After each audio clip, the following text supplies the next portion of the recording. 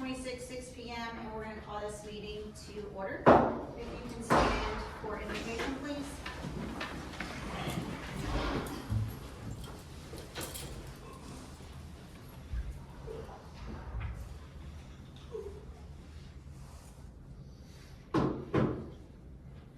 Father God, in the name of Jesus, Lord, we are grateful for another opportunity to meet here again in this building, God, to discuss matters relevant and important to our community, God. Lord, I'm grateful for each and every person in this room tonight, God, and I ask, God, that you look upon those that are struggling and going through hard times, God, whether it be financially or through other avenues that only you are aware of. Lord, I pray that you bless Linda and her family with the strength and peace that she needs to get through her troubling times, God, and her grievances and her loss. Lord, I ask that if there's anyone in this room, Lord, that are sick and ill and they haven't disclosed it, God, you know. And I pray that you cover them with your hands of healing, God, and that you protect them going forward, God, and that you let them know that you haven't left their side, Lord. And God, tonight, as I look at this very long agenda, God, there are a lot of tough decisions that need to be made. And when I look at it, I can't help but think of King Solomon, God, and he had every right to ask for anything, God, but he unselfishly just asks that you give him the wisdom to govern your people well. And I pray that each and every leader on this side of the table tonight seeks that same wisdom, God. Wisdom to lead your people well, wisdom over our own personal opinions, God, discernment over our own emotions, God, and goodwill and good just community servantship, God, over ourselves. God, tonight I pray for every person in this community, every family, our city leaders, God, our employees, Lord, our first responders, God, for any person, any business, anyone who calls this community home. I just pray that you lift them up, that you cover them with your right hand of righteousness, God, that you bless them abundantly, and that you allow the city to continue to prosper, not so that we can be a blessing to ourselves, but so that we can pour it out onto other people, and that so that we can do good by the city. God, may all that we do bring you honor and glory. In your name I pray. Amen. We stand for the pledge. I pledge allegiance to the flag of the United States of America and to the republic for which it stands, one nation, under God, indivisible, with liberty and justice for all. May be seated.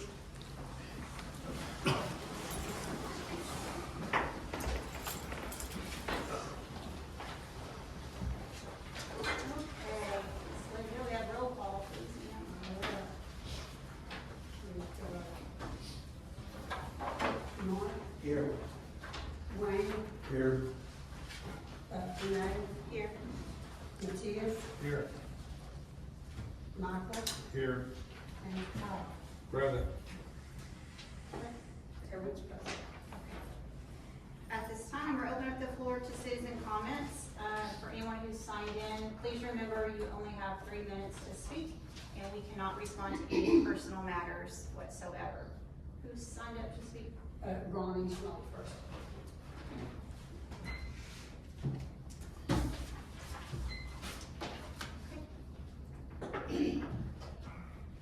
Miss Mayor and Councilman, I'm Ronnie Smollett. I'd like to touch on a few items. First, I'd like to thank the city manager and the work crew for patching a section of Smollett Road. It's been a problem there for a long time. I believe they use a new material and a process that really only comes from experience. I also believe we are a growing small city, and then we need the city staff to be on the job at least 40 hours a week, not the unreasonable 32 some people propose. Once again, I know of no dire financial situation Alma is in. I'm also in favor of keeping the police force updated and well equipped. We have thousands of visitors and citizens pass through Alma every day. Let's equip the police with 3 new police vehicles. I'm sure the city staff has found the best deal for Alma. Finally, I'd like to mention the embarrassing section of Main Street in front of Love's again. Let's keep that on the front burner of the next budget talks, please. I'm just wondering if the mayor or city attorney could, maybe they have, reach out to the owners of Love's in Oklahoma and also maybe McElroy Trucking, and ask them, since the majority of the damage was done by the big 18-wheel rigs that crawl across that section every day, every minute, every couple of minutes. If we've done this once, it wouldn't hurt to do it again.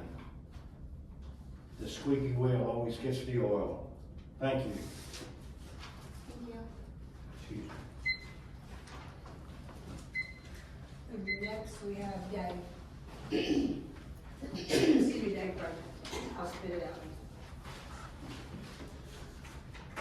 Thank you. Mayor, I look forward on your the questions I had for you last time, an update on the education fund, and I also like a response on me requesting a roll call vote on all executive sessions. We have the right to know who wants to be transparent and who doesn't want to be transparent on the council. I also would like to comment on some of the things that Mark Stevens has said about citizen complaints. According to him, there's a lot of citizens coming to him about roads, audits, police, wanting forensic audits, fiscal issues, dogs, et cetera, et cetera. What I don't understand is, who are these people? They never come here to complain. I don't think they call the offices. 3 of you on this council that I know, they don't seem to come and talk to you. Wayne, you're the most, in my opinion, the most respected, most honest person that I've met, and they don't seem to come to you either. Mayor, I don't think you've heard them either. So I don't know where these people are, but they need, if they're there, we need to help them. And we need to know who they are so we can reach out to them. It makes me wonder if they're not being made up. It's well known that Jim and Linda are under attack by a couple of our council members. If there was anything there, they would have already used it to get them out. And give you an example, let's look at our agenda today. The same things keep appearing over and over, but just written in a different form. Jim's job has been on the last 2 months, and what's up again after y'all voted to keep him? His salary. He made a joke last time. For as little as he makes, and he makes very little. I ought to work for free. And now somebody on this council put that on the agenda. That's ridiculous. Okay, we got better things to do. People, I just wish the council all could get together and concentrate on building up the city rather than trying to tear it apart. Also, I want to take a real quick thank you on a brighter note. Section House Road had several incidences and involving fire department and police department. The response was incredible. Professionalism is remarkable. We ought to be very proud we have these people. I can't thank them enough. And I also want to take time to thank our road crew. They responded to things being dumped on our roads. If there's a pothole, you call them, they fix it. If there's a tree down, they come, they take care of it. They're a remarkable group of people. And I want to give them special thanks and say thank you very much. Everybody on Section House Road appreciates it. Thank you very much. Are there any others? Oh, no, that's all.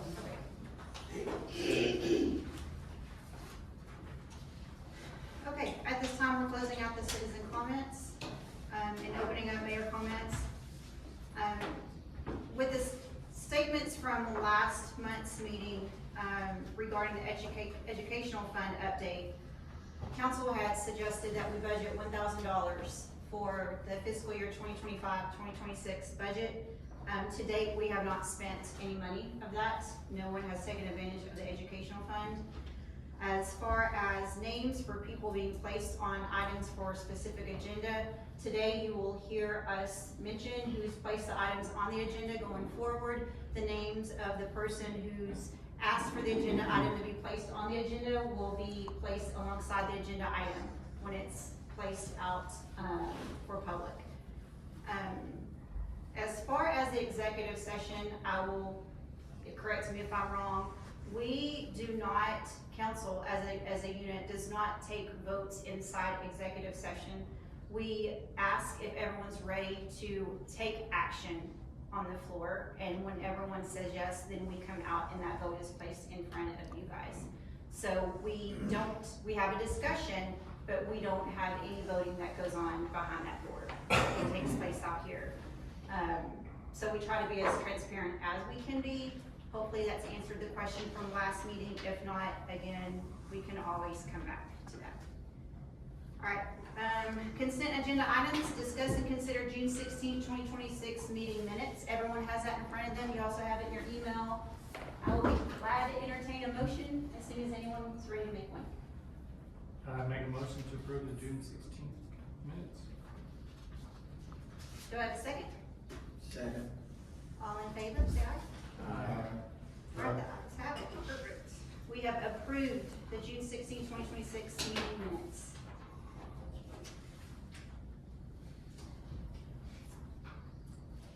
Item number 1 for the regular agenda items, discuss audit with representative from LACCPA audit firm. This is the group that has done all of our audits for our books. Jim, do you mind introducing yourself to? Sure, my name is Blake Berger. I'm on the audit team at LACCPA, as she mentioned. I work for Laura Cannon, who's the principal of our firm. We were asked if there were any interesting questions that you guys had on the audit, so I don't know if you had anything in specific that you wanted to discuss. I will open up the discussion in hopes to open a segue for questions by council.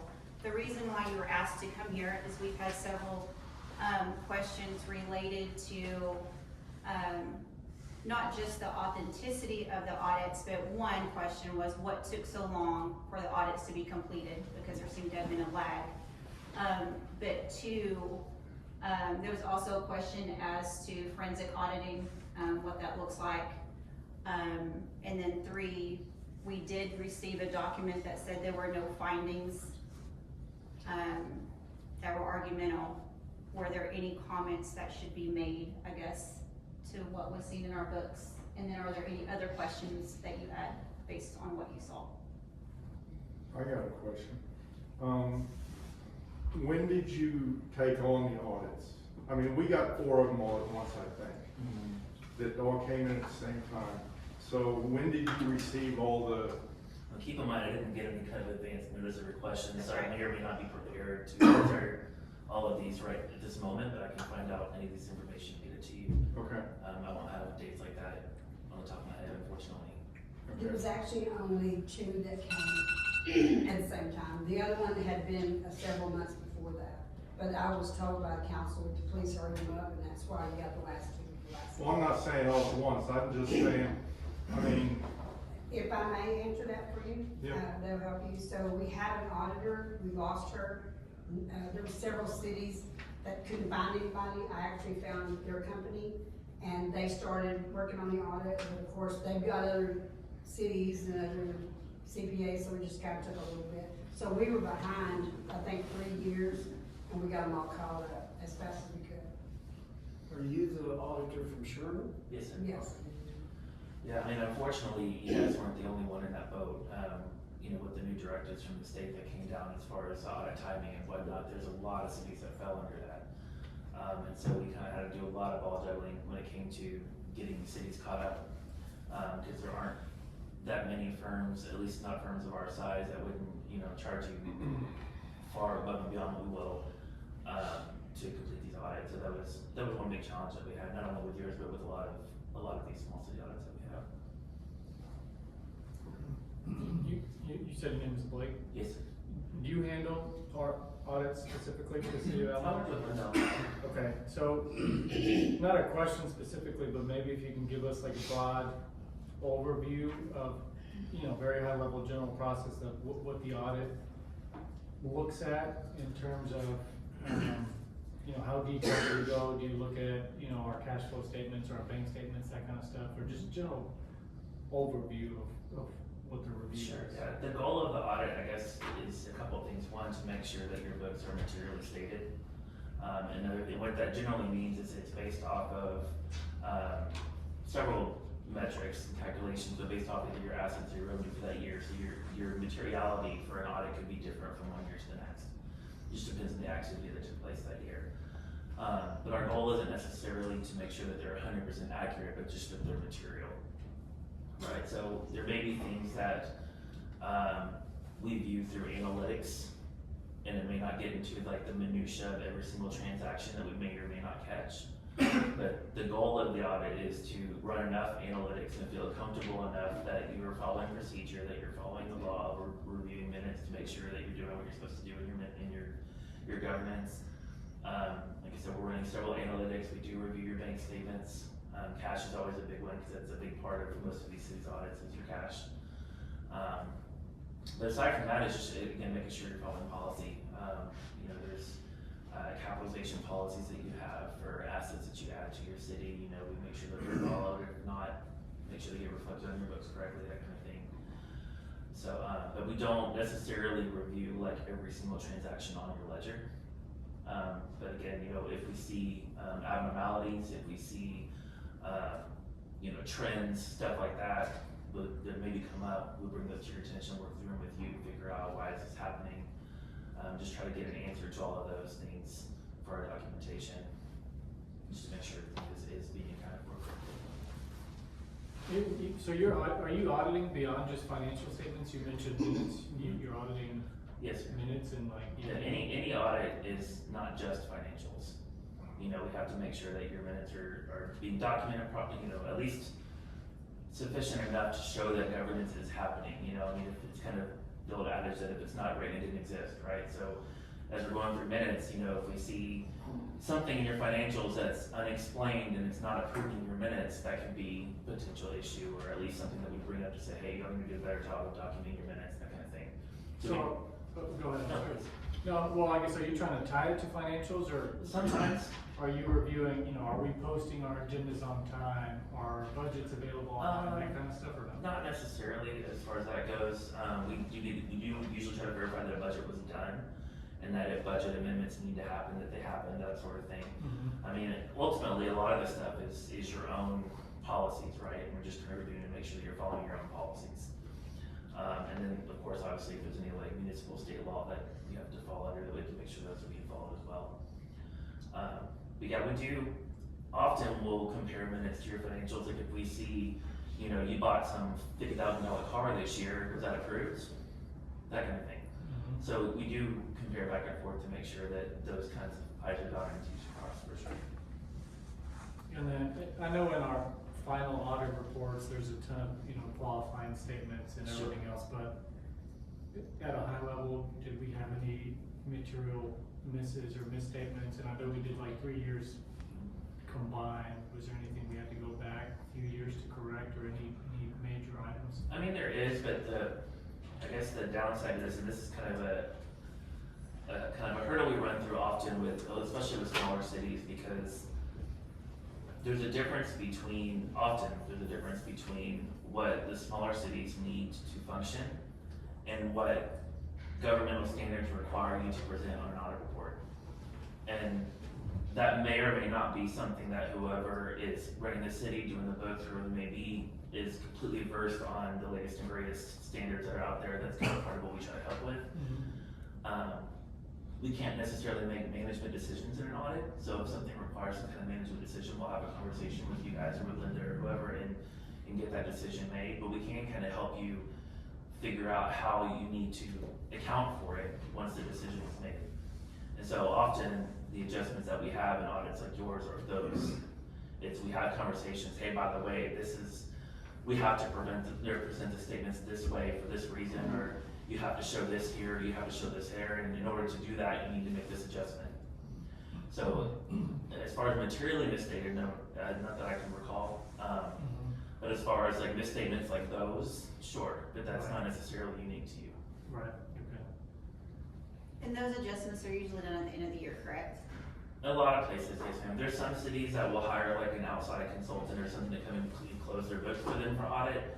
Not every city does. And then again, ultimately, we have to have a level of comfort that when we have these explanations with you, that you understand what we're saying, at least. That we get enough of it, I guess you want to call it warm fuzzy with the council or the mayor or whoever, that whenever we explain this is why it needs to be shown and this is the adjustment needs to happen, that it at least makes sense to you why that needs to be shown under statements. So if we don't feel that, then that, well, it's a whole other conversation. We have to make sure that, figure out how we can get some education or whatever we need to get in order to feel a comfort level that you're understanding the financials as they're presented. What's your process if you don't get that?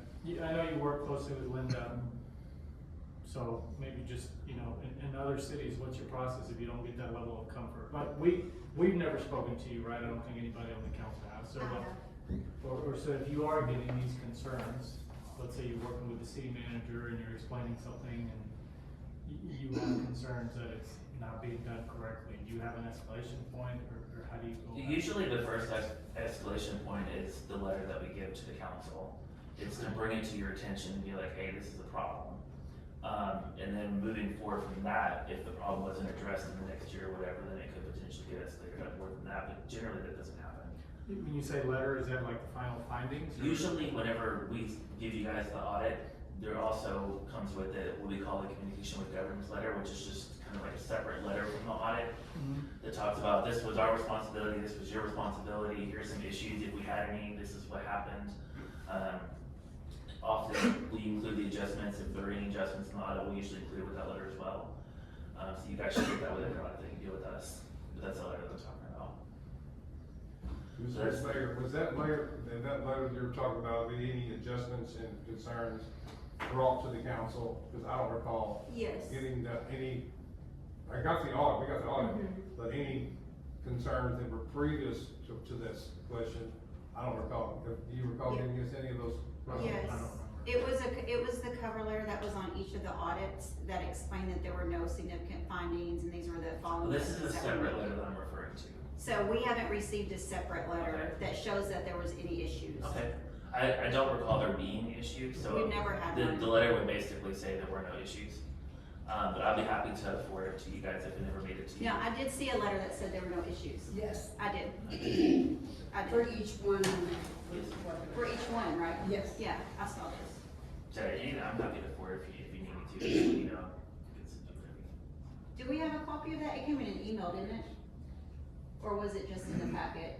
It came in emails, but. Cause if I have it in the email, I can show Yeah, we you. generally email the audit that letter, then there's like a management representation letter that you guys have put in your letterhead and sign. Mhm. Yes. And then usually invoice, all that usually comes kind of together, so. I think it was with those last two audits, I swear it's a separate, but it did say no findings, there were no problems.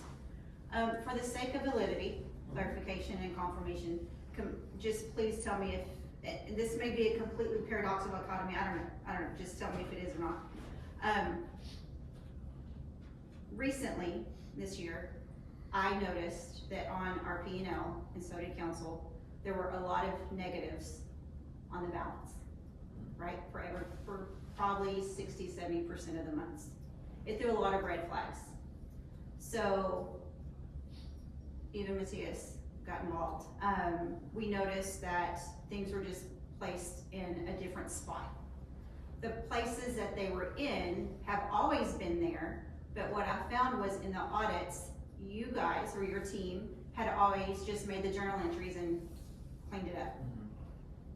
Is it or is it not typical because of when ad valorem tax and whatnot hits, for the P&L for a city to be the up and down because it's not a business accounting function, it's a city function? In some cases, sure, depending on how this comes down to what you guys can translate in there's different ways you can account for things. It doesn't necessarily make it wrong, it just may make it easier to read. Like for example, I believe this was one of the concerns that you guys have was receiving like grant funding from like 2 or 3 years ago, is that right? But it didn't get spent for 2 or 3 years, and so like the expenses related to that grant happened 2 years after you actually got the money. Well, there's things that you can do in accounting to defer that revenue so the revenue and the expenses happen in the same period and it doesn't look so bad. So those kinds of things can be done in an accounting system. Doesn't have to be done, but it does help you with those sorts of things to be able to kind of offset those expenses so it doesn't look so bad. There were some things I believe that Linda and I worked together to fix up with your payroll, that had to do with the way that her payroll system was set up. We got those all fixed. So that would have taken out some of those expenses that were basically being double expensed. Yeah. Those weren't necessarily material, but they would be over time if we didn't do something about So, it. there were some concerns. There were some setup concerns with like your QuickBooks software that we got fixed. But I was seeing a trend of a liability getting bigger that usually doesn't when it comes to payroll. And so when we looked into it, we said, oh, we need to fix that before it becomes an issue. So it was just kind of helping her find stuff like that. So- This is stuff that was not brought to the council, just so you know. So, and it's because you wouldn't understand it. Basically what happens when you run payroll in a business world, this is a city, it's not a business, in a business world, before you pay an expense, for example, if you withhold health insurance from somebody's check, it goes into a liability because you have to pay it. When you write the check, it should come out of that liability account so that liability account is not growing. That piece wasn't happening because she's not an accountant. Is that what you're speaking Yes, of? So it's not garbage in, garbage out, it's not a misfunction. It's something that 99% city managers wouldn't know that that's happening on the backside, Right. which is why we have the CPA, which is why when I started seeing that stuff happening, I called the office and was like, hey, can we clean it up now instead of waiting until the end of the year? Because right now, as a council, we're all going, where's all the money? And the money was there the whole time. The bank, your P&L should always be a replica or pretty close to your bank statement and what your bank balance is, and it wasn't. And it wasn't that it was not good numbers, those adjustments weren't being made. And there's a lot, I mean, again, this is not a unique situation. The reality that we live in is that there's a lot of, like, the larger cities that have much more complex funds and much more complex tasks that they have to adhere to, typically hire CPAs or accountants or whatever to do their financials. But with the budget constraints of smaller cities, it's not always the case. And you're not necessarily expected to stay, you know, at a level of understanding of all government accounting, you know, standards that are out there for a small city. And so we try to do everything that we can from our side to kind of like help guide without making management decisions.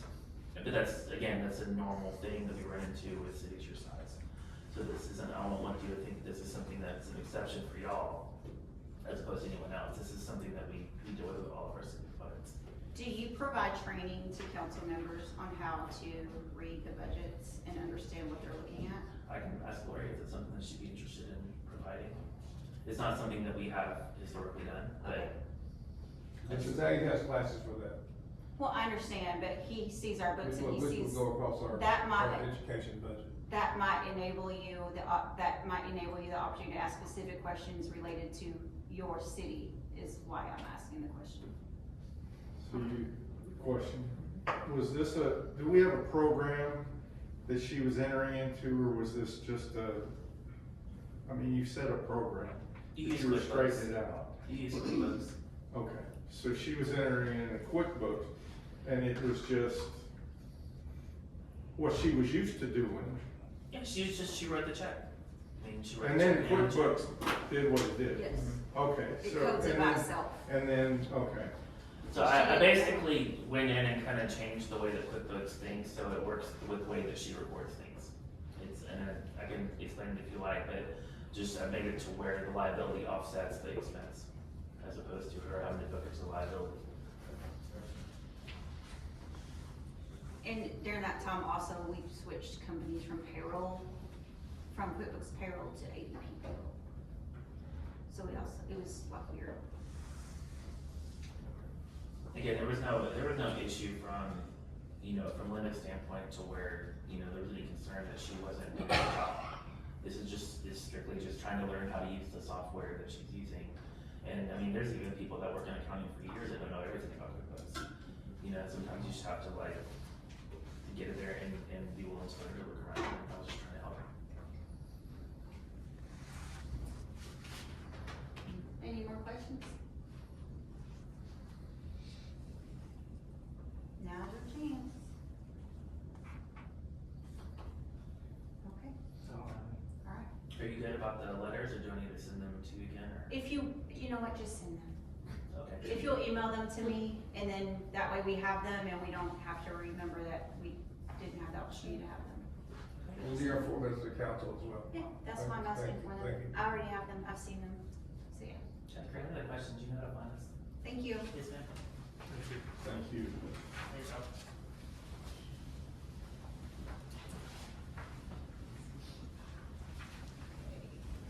Item number 2, discuss and consider police report by interim chief Hawkins. I believe you have that in front of you.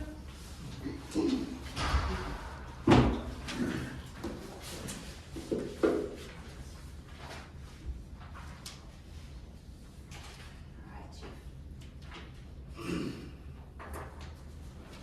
Alma Police Department, excuse me, Mayor, Council.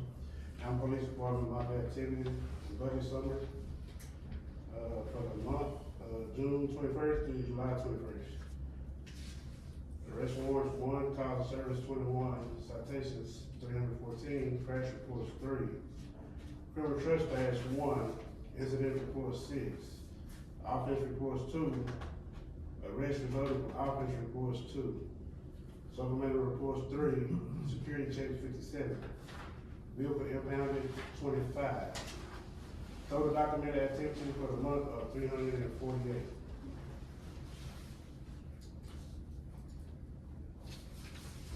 Do you have any questions for the council? Not a question, maybe just a comment. Would there be a way, I don't wanna add a ton of administrative work, but would there be a way to see like monthly totals? Like trends, like what? Yeah, well, just like, I mean, just a table like this, but if we like, you know, we have, May, June, July, so on and so forth, right? Yeah, that's no problem. I could've did that, I just try to take it month by month. No, yeah, no, this is good, but then, like, naturally, my head's like, okay, 314 citations, you know, how does that compare to last month or something? Yeah, last month was 348 Okay, citations, 58 totals, I believe. There's somewhere there, I can show, I can email it to you. Okay. yeah. Yes, sir. Another statement. Yes, sir. I know 314 citations, it really doesn't tell us what the citations are. Right. I mean, I know I've heard some concerns that, oh, well, they're sitting in the corner, they're this, that. And I, same as him, I don't wanna add anything to your burden, but if you could break those down and say, well, we had 80% of them on the highway, or whatever. Yeah, pretty much 80% is gonna be on the highway, and a few has been in the city, because the citizens want us in the city, patrolling the roads, especially on Zamoni, Blase, Section House, because of speeders, and Alma Drive. Oh, I agree, And brother. of course, if them of them make it 3, as soon as they cross those tracks, they go on 48 to 50. Yep. And so I sit right there, and I watch them, and I make sure I record their speed, and everything. Well, that's because the mayor got the tracks fixed. They're still terrible. They weren't doing 48 when they came to the track. Right. But yeah, I can give you a more detailed breakdown of It citations. doesn't have to be like Warnings. specifics, but you could say 80% of our citations were on the highway, or 85%, or whatever. However you wanna do it, and that way, Yes, sir. I got it. got it? I got you. Okay, thanks.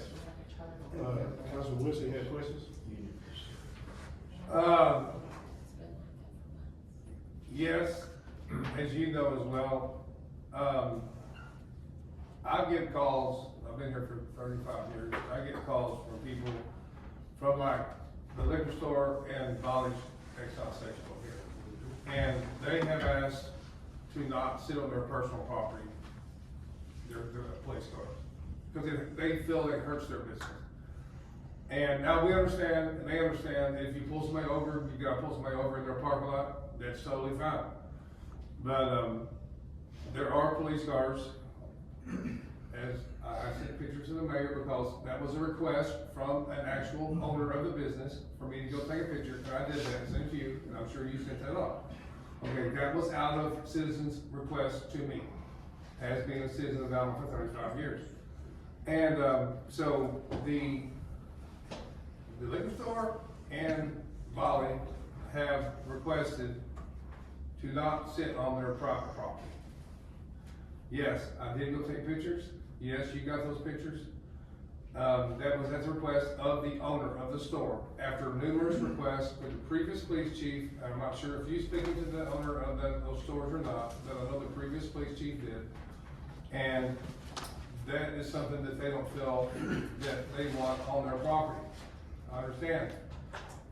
We're trying to do the safety of Alma, but I'm not sure what the law states. Can you sell on personal property, private property, without owner's consent? You want me to ask you a question for you? Yes, you can. Any property that's open to the public, we can sit there and we go in as free as we choose. You can look that up, it's in the statutes. Okay, if you would, I would like to have you, I'll give you my number and send me that statute, so I can send that to the owners of the property, Yes, sir. so they can have that statute, Yes, sir. because they are very concerned about this. Yes, sir. I don't see why they would be concerned if they're not going in and patronizing the customers. We're sitting on the side of their property, officers could be doing a report and still watching traffic as a deterrent at the same time. But they still have a right to be on their property, according to the law. Okay, that's, if you would, if I can get that statute, so I can supply that, or with the mayor can supply that to the owners.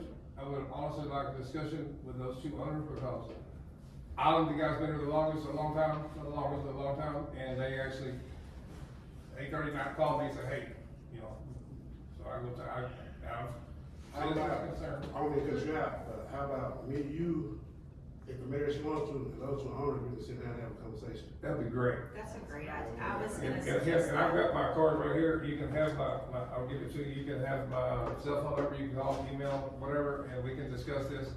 I'm not against police department at all, I'm for the police department, I just want to make sure that the citizens that are complaining to me, that the mayor knows this has been going on for a while. So I'm pro-police at all, totally, so, just want to make sure that everything, because they are asking me, so I'm now gonna put this on the mayor and yourself to show them that it's totally legal. And then,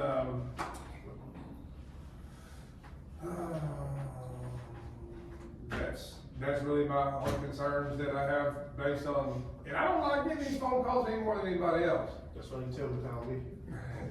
Well, we'll exchange numbers. It'll work. I think a lot of it's perception. Again, when there's no communication, it causes a lot of confusion. If an owner fully believes that you're there for a bad, it to be a bad influence to their customers, that's different. If you have an opportunity to convey the real message, which is you're there for their safety protection and you have a purpose there, then the message comes out a little bit differently, so. It's all just working together. It's all teamwork, working together, and that's something that the previous police chief did go talk to both these individuals, and I wish he would do the same with the mayor, or if I need to be there, I will as well. Okay. Just, that's my only, concern I have, based I can all assure the the requests. council that the police department is well within their rights. I will operate in the city. We will follow the law to the T, and I guarantee you that. And so by them being over there, they're following the law. If they wouldn't follow the law, then that's on me, I correct that problem. That's how you do what you do, you're the chief. I have a question. What are security checks? When you go into businesses, walk around, make sure nobody there is not supposed to be, or you do a problem. You go in, walk around, you come out, and go about your business. Can you do that in my house, my yard, so that people that drop off puppies across my fence can't do that? Just kidding. On the expenses, is that fuel for a month? You for a month? Yes, yes, sir. Really? Yes, sir.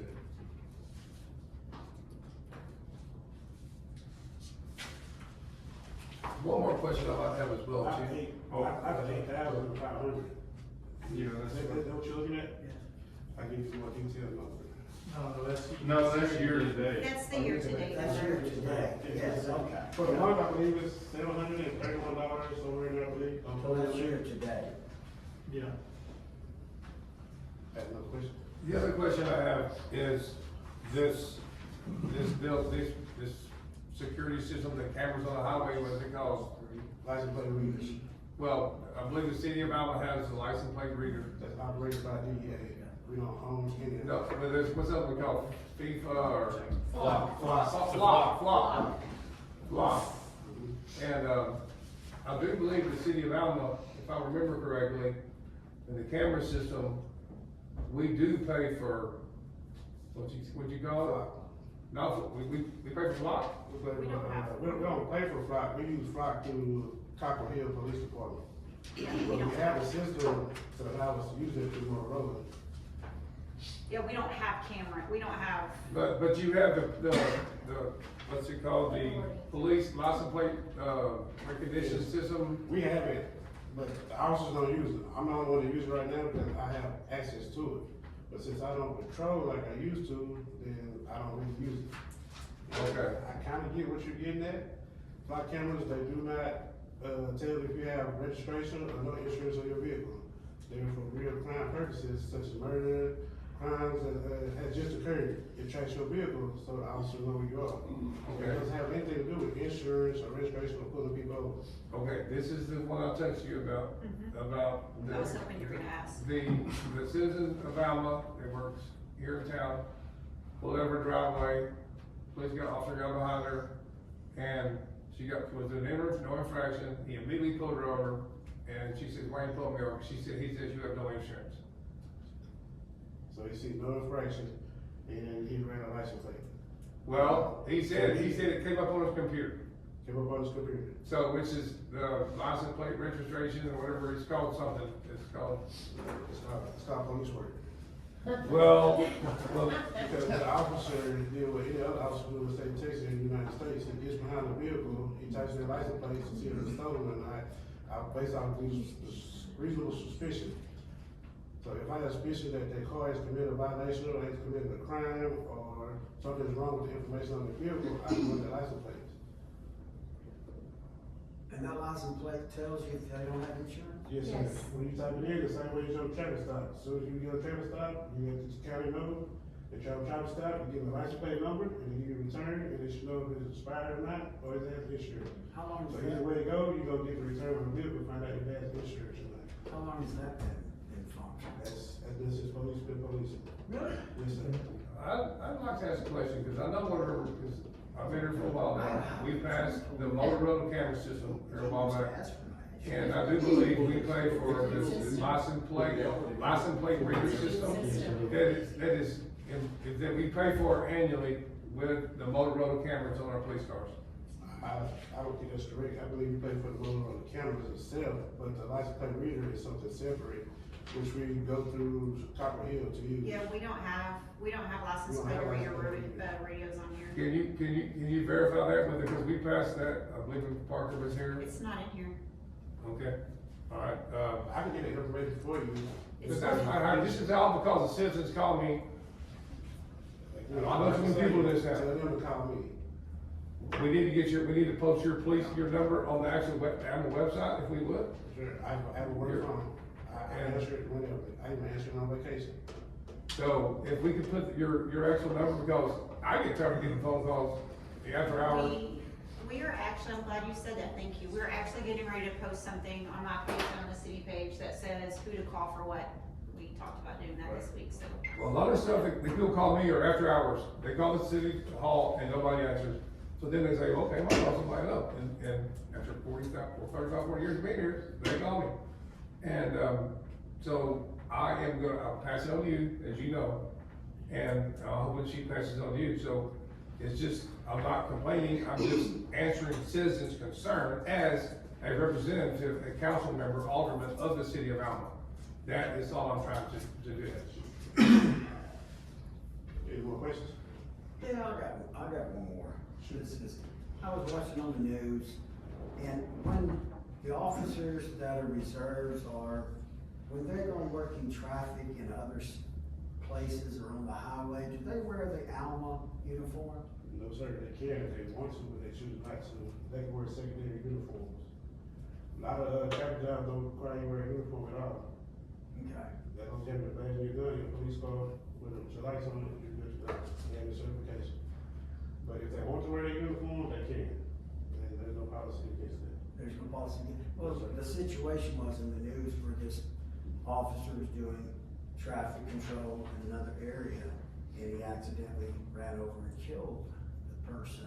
And I'm just wondering if he has the Alma. Is the Alma responsible? Say again? Well, with the city, I mean, because I'm sure that person probably sued for when he killed, run over that individual. And so if he had that city's, this was a different city, but he had a, you know, he worked for a city, but he had that uniform on doing traffic control, and he killed an individual. Could we be held Is responsible? that Could he be held liability? responsible? Is that liability come back to the city of Alma? No, sir, the That's liability, my it falls with the contractor. Anytime you work, traffic job, you sign a contract with that contractor. So it is not the city of Alma that's being contracted for the work, it's the contractor contacting that officer. It's like a private business separate from the city.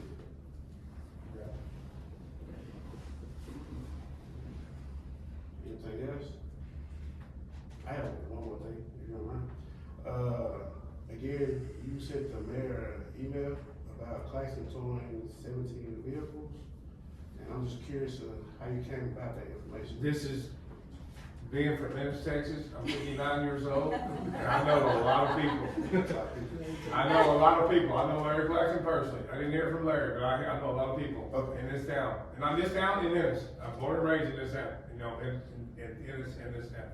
So, yes, people call me, George, Paul Top, said, I'm not gonna fortune, I'll fix y'all police cars. Yeah. You know, I mean, that is, I went to high school with George Papa, so he said, I'm not gonna fortune fixing your police cars. Police cars, right? So it should be no problem with us getting 3 new cars, just we keep on bringing the fix. Tell me. So, I just, you're asking me how I found this out, because I know a lot of people. You know, and that's, you know, it's a small world, but I got you, cause I thought, I was under the perception that Larry told you himself. that he No, was no, no. vehicles. no, Larry not telling me that. That's I just, think it's because you said I know him personally. Yeah. no, I do know Larry personally. No, I mean, because you said it the same sentence. Right, but no, Larry, I have not talked, I do use Larry for these on the total, but I don't know, he did not tell me that, it was just word on the street from other people that they called me, which is part of me on this town for 35 years. There's no problem, I was trying to clear it up in case there was some kind of conflict. So it wasn't 17, it was actually how many? It was 25. It was 25, so I was incorrect. Or that person was incorrect. 25 this month, 58 last month, so we're slacking. Like we're supposed to. Hey, also just fast forward information that was told to me from a citizen, from somebody that, it was not Larry Claxton. One more thing before I sit down and take my seat. The reason why we told vehicles for no insurance, no driver license, because how would you feel if someone hits you, break your car, and you have to fix it yourself, or they kill one of your loved ones, but we're supposed to take it off the street? The law says you tow your car, I'm all for that, I'm not against that. I was just trying to make sure we're on the same page. No. But this being a new administration. I am glad that Alma enforces, if you don't have insurance, the law says, because a lot of cities don't do it, tow their car, I'm all for that. Bingo. So we're on the same page, I am not questioning that. Councilman Hughes, you have questions you'd like to say? Or you just taking? No, I agree totally. You know, I used to work in Dallas. Yes, sir. For the fire department, and we had a lot of them that the cops would just, they have no insurance, oh well, they're drunk, oh well. Right. I don't wanna fill out the paperwork, so no. I'm all for it. So, If they don't have insurance and driver's license, I don't want them hurting somebody out there. Those are the ones we used to have to answer to. right. Does it tell you if they're drunk or not? No, that's police work. You gotta smell it to see it. Any other questions? You're doing a great job. Thank you. Thank you. I'm gonna grab your call if I forget. That's right here. So if I call you, you don't answer it. Well, you know, I'm a big man, but leave me a voicemail. Leave your voicemail? Yes, sir. Or Thanks, you can text me as well. Okay. I am a texter. I'm gonna do both, and I'm gonna give a response for one of them. I will reply to you either way. Give my word. Number 3, discuss monthly road report presentation by Trent Quinn and review potential future road projects, which will be presented by Mr. Jim Benton. Trent, you're up. Come on up, sir. Yeah, council members, if you can see, we do have a presentation that was put together. If you need to move around. Well, good evening. Brian was supposed to be here, but he had an emergency, didn't make it. This is not real detailed, we just wanted to show what we've been doing for this fiscal year. And, you know, starting with, Logic Road, I guess. That was Tom Sawyer. Oh, is that Tom? That's what Ellis County did. Okay, yeah, Ellis County did the work, but quickly the sides started breaking off. So we went in there and, you know, basically just put a curve on the, edge of the road. And which will basically, extend the life of the road. This one, Tom Sawyer. Tom Sawyer Road. That's, the corners, they drive real fast through there. And I've already, put asphalt in there before and they tear it up. So we started putting, limestone in, let it sit for a few months, and we put, asphalt millings in. And it seems to be working real good. That's just on the corners. And, That was still Tom Sawyer curve. yeah, it's just another, You need to get closer. I can see good enough. That's just another curve on, Tom Sawyer Road. That one is, Zamola Road. Yeah. And that's just the process of starting to, tear it up. I think that's what Ronnie was talking about, what they. No, it's Oh, like it's the going latest down. one was out, but I talked about that before, that's wonderful what they did. That's what they did. That's what I was talking. Yeah, that was the part they were working on. That's Mullet Road. And what did y'all do to it? We tore it up, we laid in the asphalt and rolled it over. And, we've still got a spot out there. We're working on it. This is Alma Drive. If I may, we had a complaint about that because there was someone that's, Cindy Wilson actually, she said that she was having a hard time going down the road, so they went to fix the little whoop-de-doo down there. That's them We grading. just took the motor grader down there and scraped it off.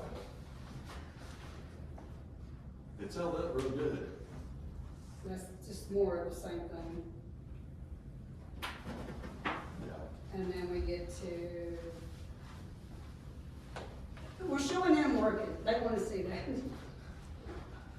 Okay, that's what they did to Yeah, Alma this is our Drive. little Where spread. that hump was, it was hurting her back and she went across it. Let's see. Where's that located at, Trent? This one right here, I think that's, That's one right Right before your before house? Don's house. oh, that's right over when you turn the Yeah. corner? Oh, okay, I didn't know you had that picture. No, it's over there by Don next to me, Yeah. before you get to my house. Is this a shoulder you're working on? No, this is right before you get to Linda's house. Okay. Yeah, you did that about a month or two ago? Yes. A few months back. Few A few months back, yeah. All right, that one's Mullet Road again. This is another picture of Zamola Road. This is, Old Alma South, near Tom Sawyer Road. And there was a dip in the middle of the road. That's Lindell, isn't it? No, well, That corner. no, it's actually Old Alma South. Lindell is the side road there. That's what they talk about. Well, Lindell comes through there, Old Alma Road South skips over. Oh, it does? Yeah. Okay. So Well, that's, you know where I'm talking about, but Yeah. this is the Wendell Road curve that y'all working on. Yes. But what we did on Linville Road and I guess all the way to Tom Sawyer Road is we fixed the sides of the road. Which, like I say, I mean, it's not perfect, but it extends the life of the road for a while. Other than, a couple of spots we're working on Zamola Road, as far as a big pothole, I don't think you're gonna find one. Now, this is Wendell Road again. Yeah. That's corner of Wendell and Old Alma South. Right. and that's what they did to it. To fix Well, it. that's an earlier Yes. picture when we were working on it. Because we roll it in with the truck, and since we've got the roller, we can do that, you know, on bigger sections on the road now. But basically on the side, we still have to roll it in with the truck. This is just Blaser Road tree. fallen tree limbs. These are the shoulder on Blaser Road, which I've had a lot of, well, Jason has called me about it, they like it the way it is now. Yeah, it's holding up. Matthias, what do you think? You live over there. I Matthias, think it's good, it works good. yeah. Widen the road so two people could get Yeah, Well, we widened it about 1.5 feet on each side. yeah. This is when they started working on the road on Old Alma South. It needed to be mowed, and that was before picture, and that's an after picture. Trent's not well with pictures. No, I have a feet picture, so, that's the after picture we love, yeah. and I think that's all. So now you have some bullet points, remember? I do, Yeah. okay. This is Trent's first time, and you This did a is great great, I job. love it. I love it. Great. Well, basically, the point of showing the pictures was that maybe some of you haven't been down all the roads to see, and I know a lot of the roads, you know, still need work done on, but like I said, if you drive down Blodgett, for what it is, you know, I'm proud of it. Go down Tom Sawyer Road, like I said, for what it is, I'm proud of it, it looks good. You're not gonna knock your front end out of line, finding a pothole. Now, they're not gonna lie, there's a few little holes forming here and there, but, you know, for the majority of the roads, they're decent shape, you know. We can keep them up. You know, as far as, like, Old Alma North and South, they're graded, every time it rains, you know, so we try to keep them up. Same with Lyons Road. And we've added, limestone and asphalt millings to it. And so we grade it basically after every rain, which those are about the only roads that we do that.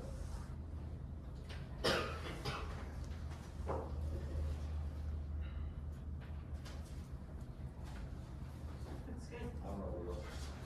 No, looks good. You did great. Well, I mean, I can read them all, but Yeah, read them all.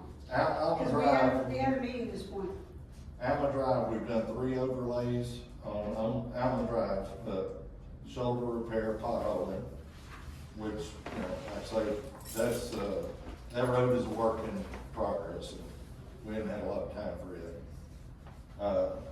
You know, I already discussed Lyons Road, Toth Road, we've started working on the shoulders, you know, just potholes here and there. I want a clarification. Over, used to on Whitfield Road, the city limit sign was at the culvert. I've gone all the way through that road. And so now it goes all the way to Gray's Creek, Well, Graves Creek is ours, right? because the county moved the maintenance begins past Gray's Creek now. Did they come in their own place? They did? Okay. Because I remember that was a confusion before, so the county is supposed to keep that from the bridge to Gray's Creek. Okay. But we've been following that, fixing that. Because I saw the county move their sign. Yeah, we fixed it, so we don't have to hear about it. Section house, you know, like I say, when we get, potholes and stuff down there, it's kinda, Dave, it's been the stepchild. You know, we hit it here and there, but whenever we have any kind of, major work down there, we go down there and hit it. It's just kind of a long ways out of the way. Of course, Main Street, you know, has been chip sealed by Ellis County. Zerwell Road, not ours, but we have graded it. And that's about it. Thank you. Thank you. Good job. Good job. Great job. Mr. Manning? Okay, for the consideration for the council to think about when they work on the budget, I gathered some quotes up. And to reclaim and put a two-course chip seal on Logic Road, $51,000. To reclaim and two-course chip seal 1 mile Alma Drive, that's from Toth Road to 1183, is $85,000. Okay, so Toth to 1183 is 85. And Blazic was 50. 51. 51,000. And then the area from the service road to the chip seal on Main Street, I got a, engineer's probable cost from SPI, and it's $604,000. That's 12-inch concrete, textile concrete, 360 thick, 650 linear feet. So, wait a minute. Paint the picture for me. For $604,000. What area? Main Street? From the service road on Main Street, from the service road to where the chip seal starts, Okay. just in front of Love's and McElroy's, that portion. Okay. That's what I was talking about. Yeah. And that's the full street, or No. the full width of the street, or just one side?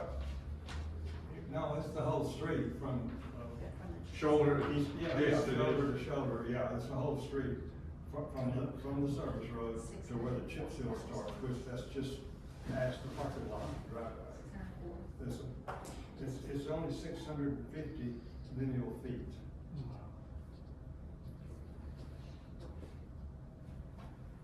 But it has to be engineered, so that's where a lot of the costs come into. This includes the engineering fees and everything and preparing this. Jeremy Bell with SPI furnished this information to, I've got it printed out, and it's a long list of what they're gonna do or would do or can do. You have to hand it up to somebody if you wanna look at it. Yeah.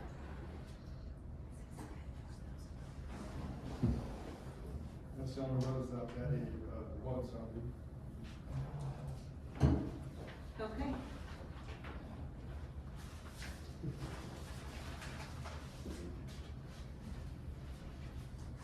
And these quotes, the 51,000, that was Ellis County, right? Yes. That was Ellis County's quote. So that was our own county quoting this? Yeah. Wow. That was nice. Okay. They're not as cheap as it used to be, it's not anymore. Okay. Anything else on the roads, council? All right. Concrete's expensive. Well, one more thing. Mark and I did go down to the last storm, and we did put out columns and stuff wherever the tree did fall on North Alma Drive at 10 o'clock at night, just for the safety of the You mean citizens. on Old Alma? We got another phone call, another phone call. Old Alma Road North. Another phone call from a citizen, trees down, we did come by and take some y'all's cones, and took them down there and put them out to prevent, The anybody boys from. found it first thing in the morning, and they also went and cut all the grass, so that, Okay, all right, well, that just, we got a call, and me and Mark talked, and said, let's go do it. And we did it, I did send pictures to the mayor, so. So we stole the cones. We stole the cones, we borrowed the cones, it's okay, it's no problem. but they were out there. Yeah, they found it. So that's the only other thing with the roads. Thank you. Number 4, discuss and propose property tax rate for fiscal year 26-27.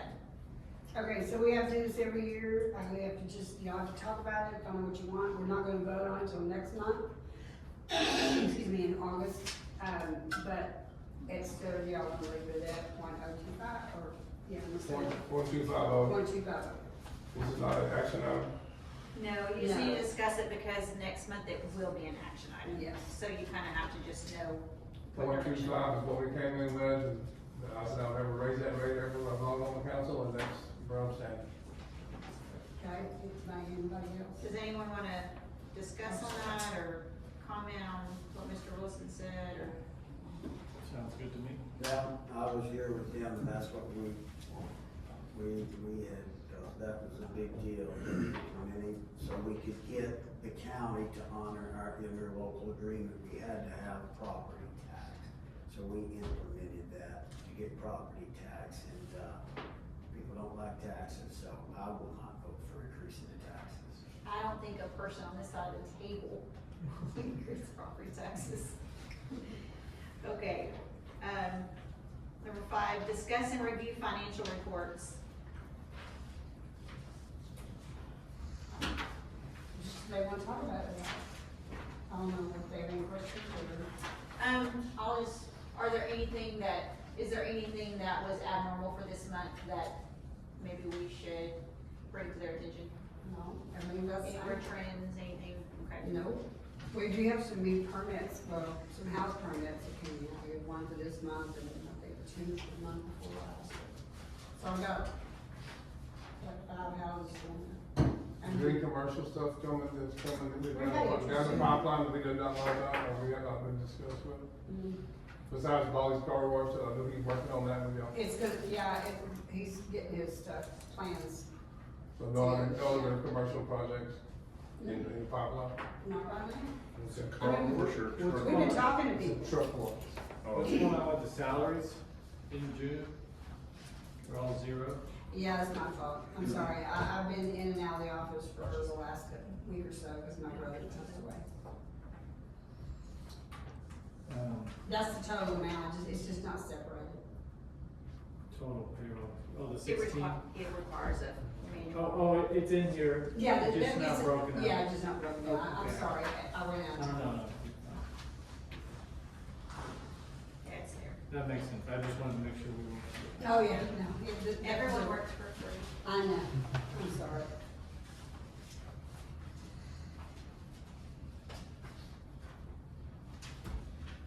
What?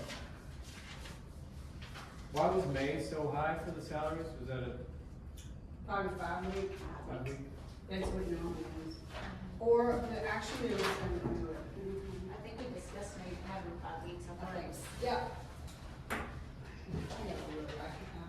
I'm pretty sure we discussed that. I think asked. we did, I think it was because they had 5. I think I asked that question. We get paid Fridays? Yes. Yeah, they were, no, it's, oh, in May, you said? May- Yeah, I see it was 5. 5 I weeks, see yeah. 5 in May. I'm sorry.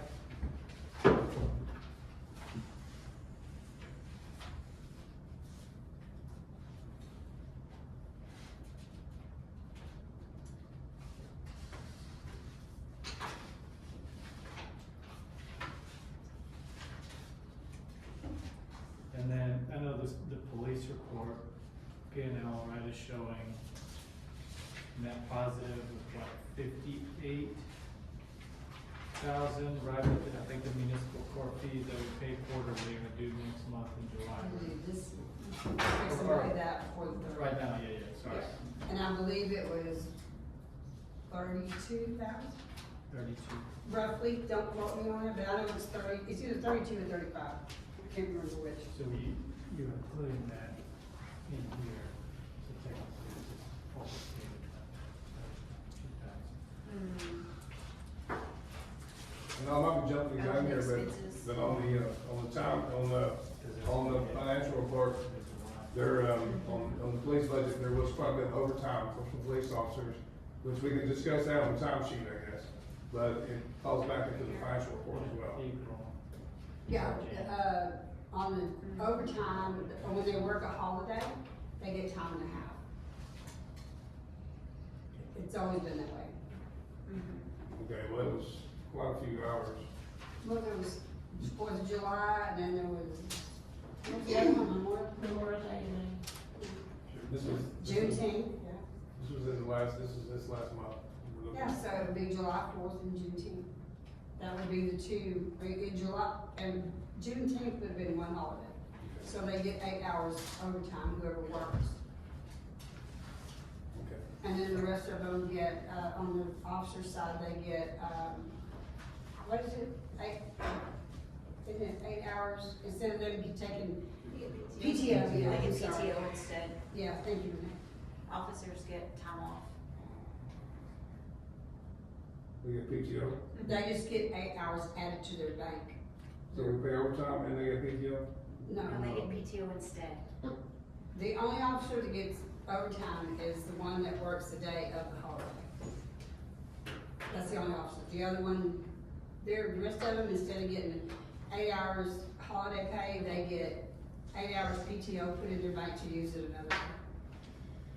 Is it possible to just save money to do comp time? I guess that'd be a question. It is possible, but that's a employee handbook policies kind of thing for y'all to, so. Like on the week of June the fifth, I only know this officer, but Kenneth Weaver, 62 hours. I can answer that. Oh, go ahead. I can answer that. That's because at the end of his shift, he had a call for a domestic on the front of the road, which required them to take someone to jail. They need to come back the next morning and do the other work too. So they added to it. Okay, thank you. Because I know sometimes the maintenance department may be called out, you know, but Yeah. to save money, No, they're hourly, so they still have to be paid overtime. I don't know, but So, can you use comp time for that too? Yeah, our PTO time, as we just said, Not if they're hourly employees, state law, you have to pay them overtime. I thought we just said the PTO, please got PTO time. You can do PTO depending on position and stuff. Now, if you talk to the chief, because of their flex schedule, our office staff are not on flex schedule. They're like, they have to work from 7:30 to 4:30 or 8 to 5. Flex schedule employees are completely different, Police, or the way theirs is totally different. because they're on flex time, meaning they're on shifts. Well, as many police officers and stuff as we have, it's just kind of, if we can eliminate any and all of them, I understand the situation when there's a call, and you gotta go take somebody to jail, I understand that. That's why theirs is different. Right. That's why they can take PTO and their staff can't, because the staff don't have flex time.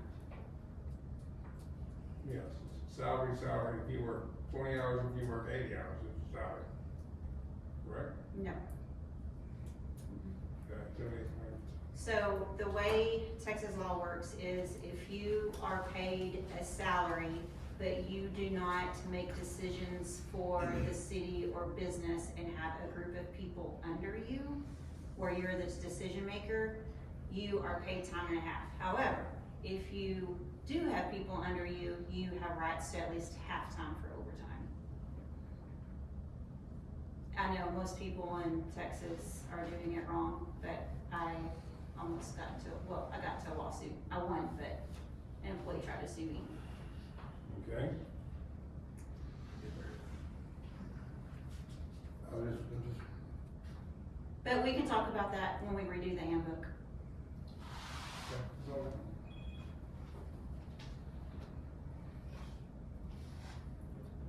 So, any financial questions on the budget that we have for? Ms. Lynn?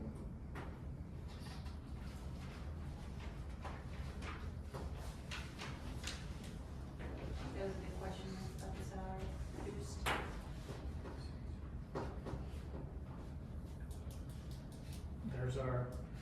There's our spike in ink and printer costs that you were predicting. Oh, yeah, well, you're ready. Printer blew up. My printer blew up. I had IT out looking at it yesterday, so I've been having to use Lisa's printer, so if the court goes up on ink, it's my fault.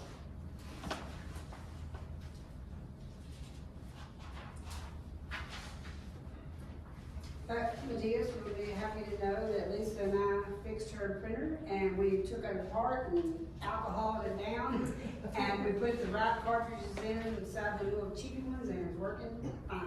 Gave it a good old change. Yeah, we had all kinds of stuff out on the desk. Proper tune-up. Hey, it worked.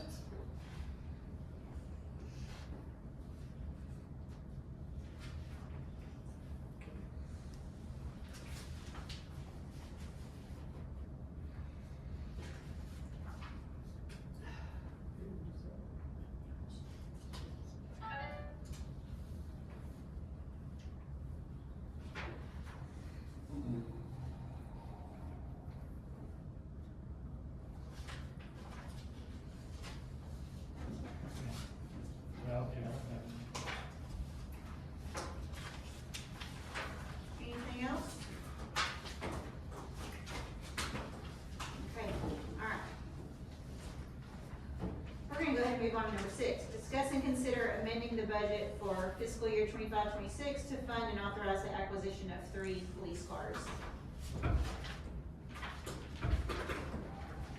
I added this one on the agenda based on multiple conversations with Chief Hawkins and the city administrator. Our department's in dire need of police cars.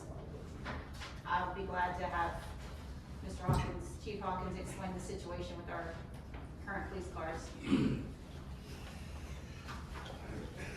So 3 cars, I guess, 3 cars that we use. I started with mine has 217,000 miles on it. When you start that car up, it's kind of going to 747, idle. I just got out the shop a couple months ago. I had a couple bumpers replaced and everything, keep it from missing and bad, but it's still drivable, but we living on borrowed time with that car. 801, has a check engine light on. It cut off on my sergeant yesterday while he was on patrol. Luckily, he wasn't on the highway, or it would have been a bad situation. 802 has been in the shop numerous times. Still waiting on parts from the manufacturer. It has been pretty much sitting up for about a year and a half, or so, maybe a year, waiting on parts. The traction control goes on and off, and it loses the 4 wheels and 4-wheel drive. So we had to use that as a spare for extreme emergency needs.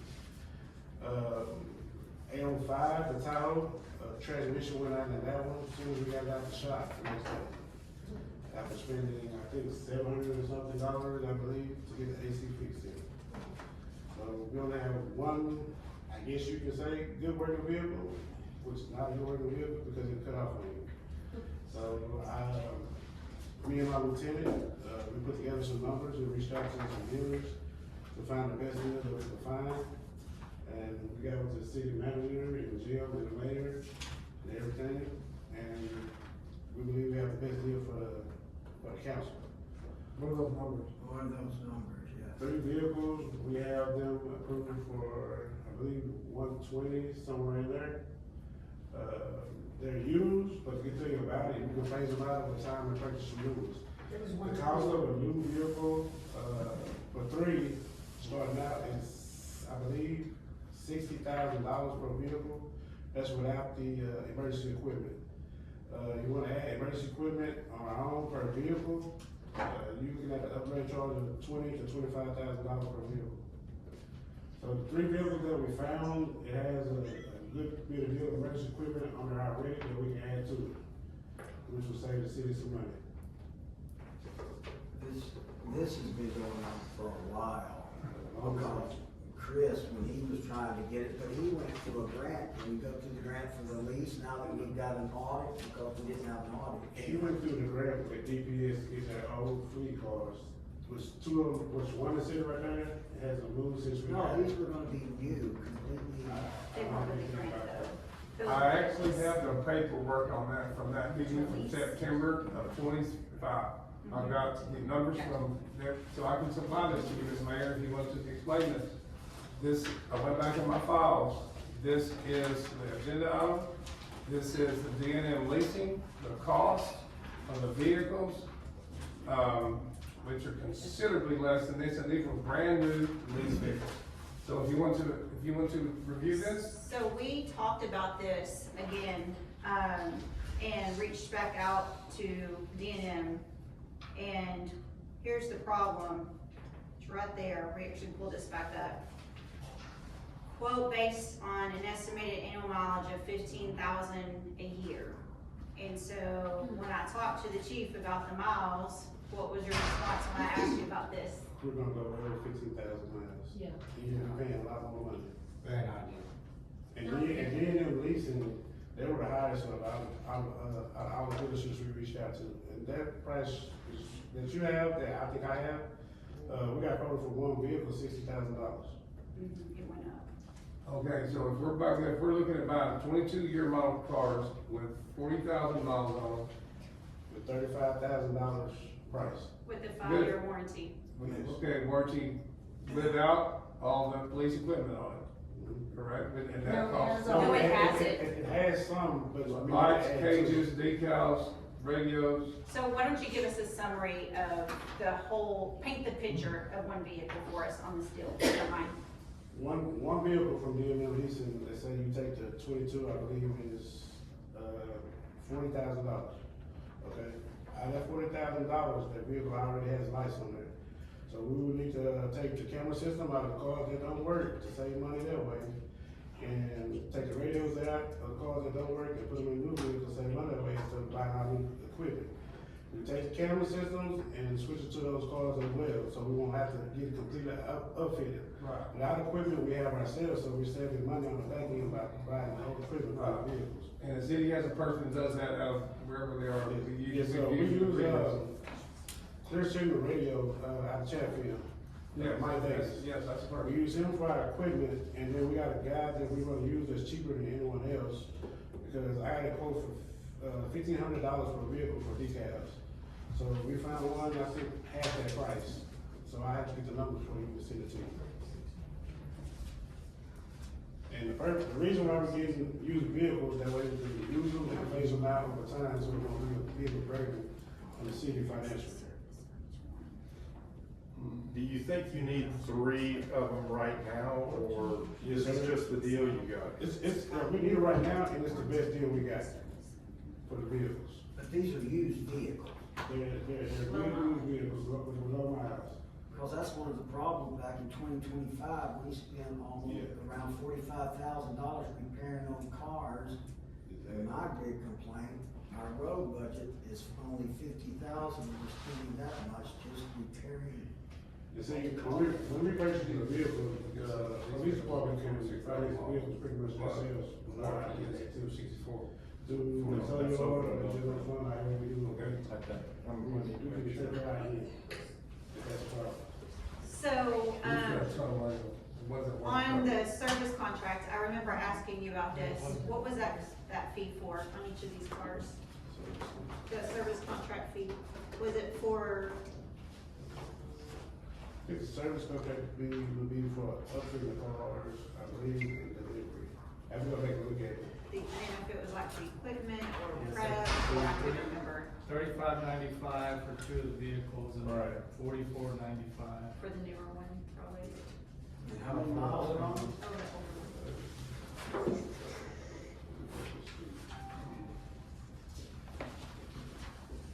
Miles are 46,000, 47,000. 62,000. Now, let me make it, I really need to say something here. These cars may not be available, okay? So, because they go so fast. Right. So, I'll be honest, what this discussion really is, it's not whether the chief has permission to pursue these specific individual vehicles. It's really whether or not we make room for the budget to go get 3 similar vehicles if these 3 are not available. Because when they become available, we can't wait till the next meeting in order to decide if we wanna go get them. Because it's through Chief's Pursuit Surplus, which is basically a policing vehicle solution company. We only went through one person, we don't try to get multiple companies. We did, and they're high. I can get you those quotes. Like I said, those companies that we went through, those vehicles, those have no vehicles. There won't be anything used, the starting price will be $60,000, just for a base model. And you have a 5-year warranty on that. How many miles a year are you saying for a police car? He did have one. I'm gonna add it up and get it to you, cause I don't wanna misquote that. Well, I'm just saying, this shows a 64,000 mile extended warranty, okay? If you're putting 20,000 on it, That's only a 3-year. That's what he's planning on doing is rotating them out Yeah, every we're 3 taking years. that's the plan. So, Phase them out. What's this car worth after you put 60,000 miles on this car, additional on top of the 47,000? See, the thing about it being a police personal vehicle, let's say we put $60,000 on it and decrease the value, we can get close to the asking price when it comes time to sell it, so we won't get too far off, if you get what I'm saying. You still can sell the vehicle as you phase it out. I mean, we can buy a vehicle and use the 60,000 miles and sell it for the same price, it doesn't make a whole lot of. Can't sell it for the same price because it decreases he sees the value as you drive. Another thing you gotta remember is that police vehicles are a whole lot harder miles. Right, I know, Yeah. I know, they're running all the time, and that's what I'm saying, so you said. They can crank them up in the morning, They don't, and they may not turn the key off for Hey, I'm with 2 you. days. Hey, I understand That's the that. thing with, DM leasing, the mileage is going up no matter what we're doing. So, it wouldn't make sense to go with DM. So if D&M's 15,000 miles a year, we're putting 20,000 miles a year, you know, you can always go to D&M and say, hey, there's, you know, let's do 20,000 miles a year, this is a brand new car, these are brand new cars. Well, my question is, on the extended warranty, what does it cover? Quick clips of the motor, the transmission, anything major. Because I'll agree. Yeah, and then, Emergency service is hard on equipment. right. I'll be the first to admit that. And so, yeah, I don't wanna get a $50,000 used vehicle and have to spend $30,000 or $40,000 on it. Exactly, that's why I come with the 5-year warranty. So Well, 45 that's years, why I wanna know what the yeah. warranty covers. In writing, and in actual writing. Cause there's a lot of warranty disclaimers on here. I mean, there is a, you know, honestly, I know that we need a new police car, but I think we need to do a little bit of more investigation on this until we actually buy 1, 2, or 3. I agree, we do need a police car. But 3, I don't know, 2, I don't know, 1, possibly, but I want to, you know, on these, you know, all this, if you can look at this warranty disclaimer, you know, the fine print is the stuff that you gotta really look at. I got it off the, It says it right here. how often do you have more than one officer working at a time? Probably 4 times a month, 4 times, and if I'm working, it's probably way more than that, cause I go out and I patrol too. Okay. We only have 3 cars. Well, but I'm saying if there's only one officer on duty, especially if, like the mayor said, if these come and go, if he can find one good one initially, at least that gives him some reserves out here that might make it by till he can find another one. Yeah, these 3 vehicles that we find, they're the best out there, and the dealer is holding them right now because the police department's moving the purchase. They actually took them off the website, in hopes that we purchased them after the city council meeting tonight.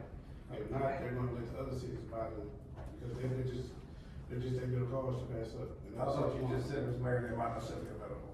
That was our discussion before, I didn't know he talked to them today. Yeah, we talked to them today because we looked on the website and we see the cars, and we're like, somebody already bought them. So the city reached out, and that was the explanation they gave us. Okay. Because they're depending on those personal vehicles before they sell it to someone else. So if I reach out to them tomorrow and I tell them I don't have an answer and we're not purchasing with them, they're not gonna be there. They're gonna sell it to other departments. So I know Atasca is trying to get 3 of them, and there's a town about the size of us, maybe a little bit more population. So I did look up my eyes aren't getting bad, but under warranty disclaimer, it does say, Use some glasses, I got my glasses. it does say, if I'm not mistaken, y'all can look at it when I say this, and you can correct me if I'm wrong. It looks to me like it's saying the warranty is valid if basically you have the service contract, and so that must be what that service contract fee is. Is that what I'm reading? Service contract's $35.95. So maybe that's the warranty, and that's the disclaimer that it's saying. Basically, you have 90 days to get that if you want a warranty on it. The other thing, did you look into, the ones that we got from Matias, the buy board, tech share or Sourcewell ones? Yeah, I looked into those, the dealers that we reached out to, they don't own any of those. Okay, I think Chiefs Supply maybe owns one of those they work with. okay. Just curious, we were just talking about some of the ideas that he had brought up. Yeah, we looked into all the ideas and everything that you sent us. Okay. Ms. Mayor, if I may speak. Yes. Okay, warranty disclaimer. Unless seller provides a written warranty and enters into a service contract within 90 days from the date of this contract, the vehicle is being sold as is with all faults, and the seller makes no warranties, expresses or implied on the vehicle and there will be no seller implied warranty of the mechanicability or fitness or particular purpose. This disclaimer does not affect any warranties by the vehicle manufacturer. Seller neither assumes nor authorizes any other person to assume it for any liability in connection with the sale of this vehicle and related products and services. The information you see on this window form, this vehicle is part of a contract. Information on this window form overrides any contrary provisions in the contract of sale. Buyer hereby declares that there are legal aids to transact business, and there are no unfair, this is just kind of just jargon, but, Let's see here, there is a service contract. yes. So basically, it's saying if you don't sign up for the service contract and warranty, then it doesn't have a warranty.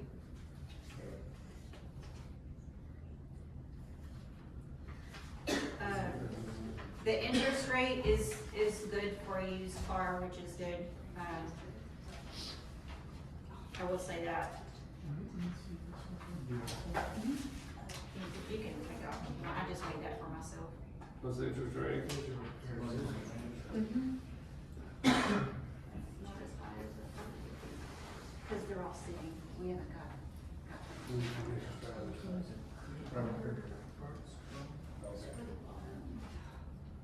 Is the, you know, the annual payment sheet? For 3 vehicles. Well, it says here on top, just under 30 grand. They're sitting there. Is that gonna be like that, you're gonna have to make an initial payment of that amount, or? Up on top here, it says, here's the cost, total cost. And then the interest, and then it says annual payment here. I don't know if you wrote that. No, Jim wrote it. He went to talk to the bank. Are these annual payments or monthly? Jim wrote the annual payment, I can't, what's the budget, 29, 31? Yes, that's annual payment.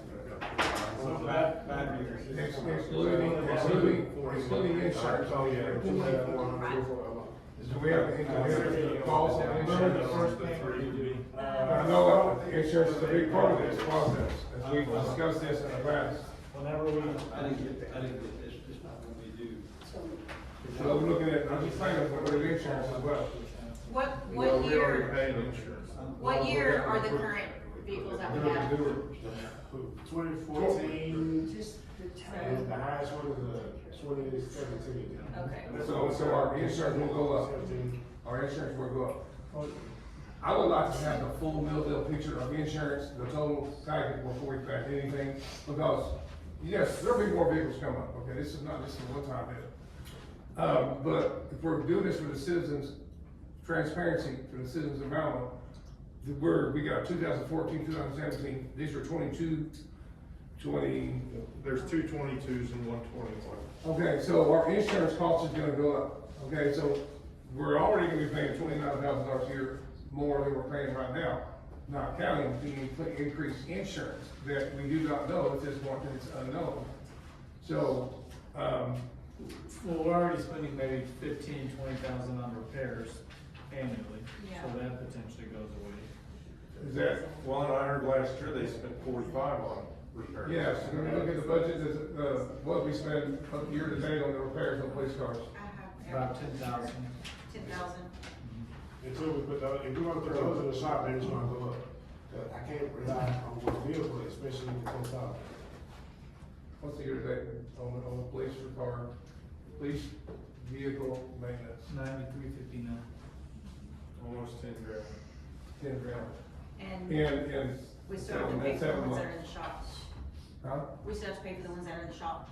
Okay, so it's even more. So than that. we're gonna spend, if it projects out, you're gonna spend over 20 grand this year on maintenance.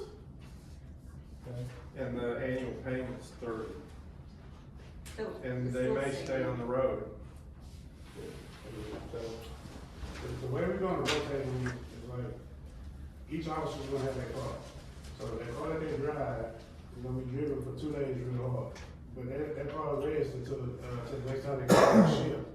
The other officer drives the next car, that way you keep a fresh car and you can never take maintenance on it. Do we have the cost of actually retrofitting these vehicles on top, using the Chatfield people or whatever? Based on I have to get options? with them because I have to know exactly what's in their car. And to figure out what I can figure out the other cars that put in their car, that's how I accumulate their cost. So we still have some unknowns here on insurance and on the retrofitting of the vehicles to get them up to date. I'm fine with buying one, three, I'm not too sure about at this point in time. Because How many cars do you have now? Really, I have one. Just one? One, because someone else while you drive. And how many's in the shop? I have one that I took out of the shop because we need it. It's gonna go back in the shop, once we figure out what we wanna do. And that one right there has a transmission that's blown, that one has turnovers that's blown. My car is missing, so we have one car. So it could be any day, before that one shuts down, and we're at 0 cars. And the last time we was in this position, we all know what happened. Because the city stepped down 32 hours and we went to the police department because we couldn't take a hit and we ignored that fact and here we go again. So we're gonna move forward or we're gonna do the same mistake. Are we willing to just call a special meeting after he goes and gets the information? that'd be fine with me. I'm fine with that. Special meeting? Can you go get all the information tomorrow? And Yeah, then we'll just call a tomorrow. special meeting? I need to borrow, see what I need. I know the requirement. On the insurance, on the retrofitting the cars, total cost per car. And, So, And then we get to know Let's what go the ahead. warranty, what the Okay, warranty covers. and then really just, there's like a more than just a disclaimer on here, like an itemized list of warranty, but sometimes just fine print kind of gets you sometimes. But I'm all for getting police cars. I know, I understand. We've been in this dilemma and we've been paying repairs, a lot of money on repairs, which is stupid, I understand. No, It's just, I mean, the Wow. This has been the going towing, for a their while. towing income and expense, that, I mean, I did covers the vehicle. yeah, I did a P&L on the police department, so, the towing net is up by 28,000 year to date. The police department net is up by 58,000 year to date right now. So the cars are working because they're giving their tone on them and they're getting tickets. They were working because they are dead now. We pushed them to work. How about those little electric bikes?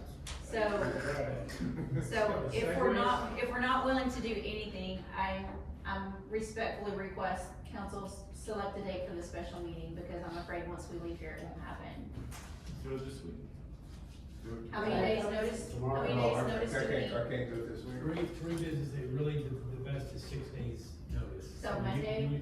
You would pick, yes, you could do Monday, let's see, if we post it tomorrow, no, you could do Tuesday. If you posted it tomorrow, the earliest you have to meet is Tuesday. For a special meeting? Yeah, it's follows things regular, 3 business days, the day of the posting, the day of the meeting. do not- It shouldn't take long, it's just a meeting about cars. You'll do Tuesday. What day you all say? Tuesday.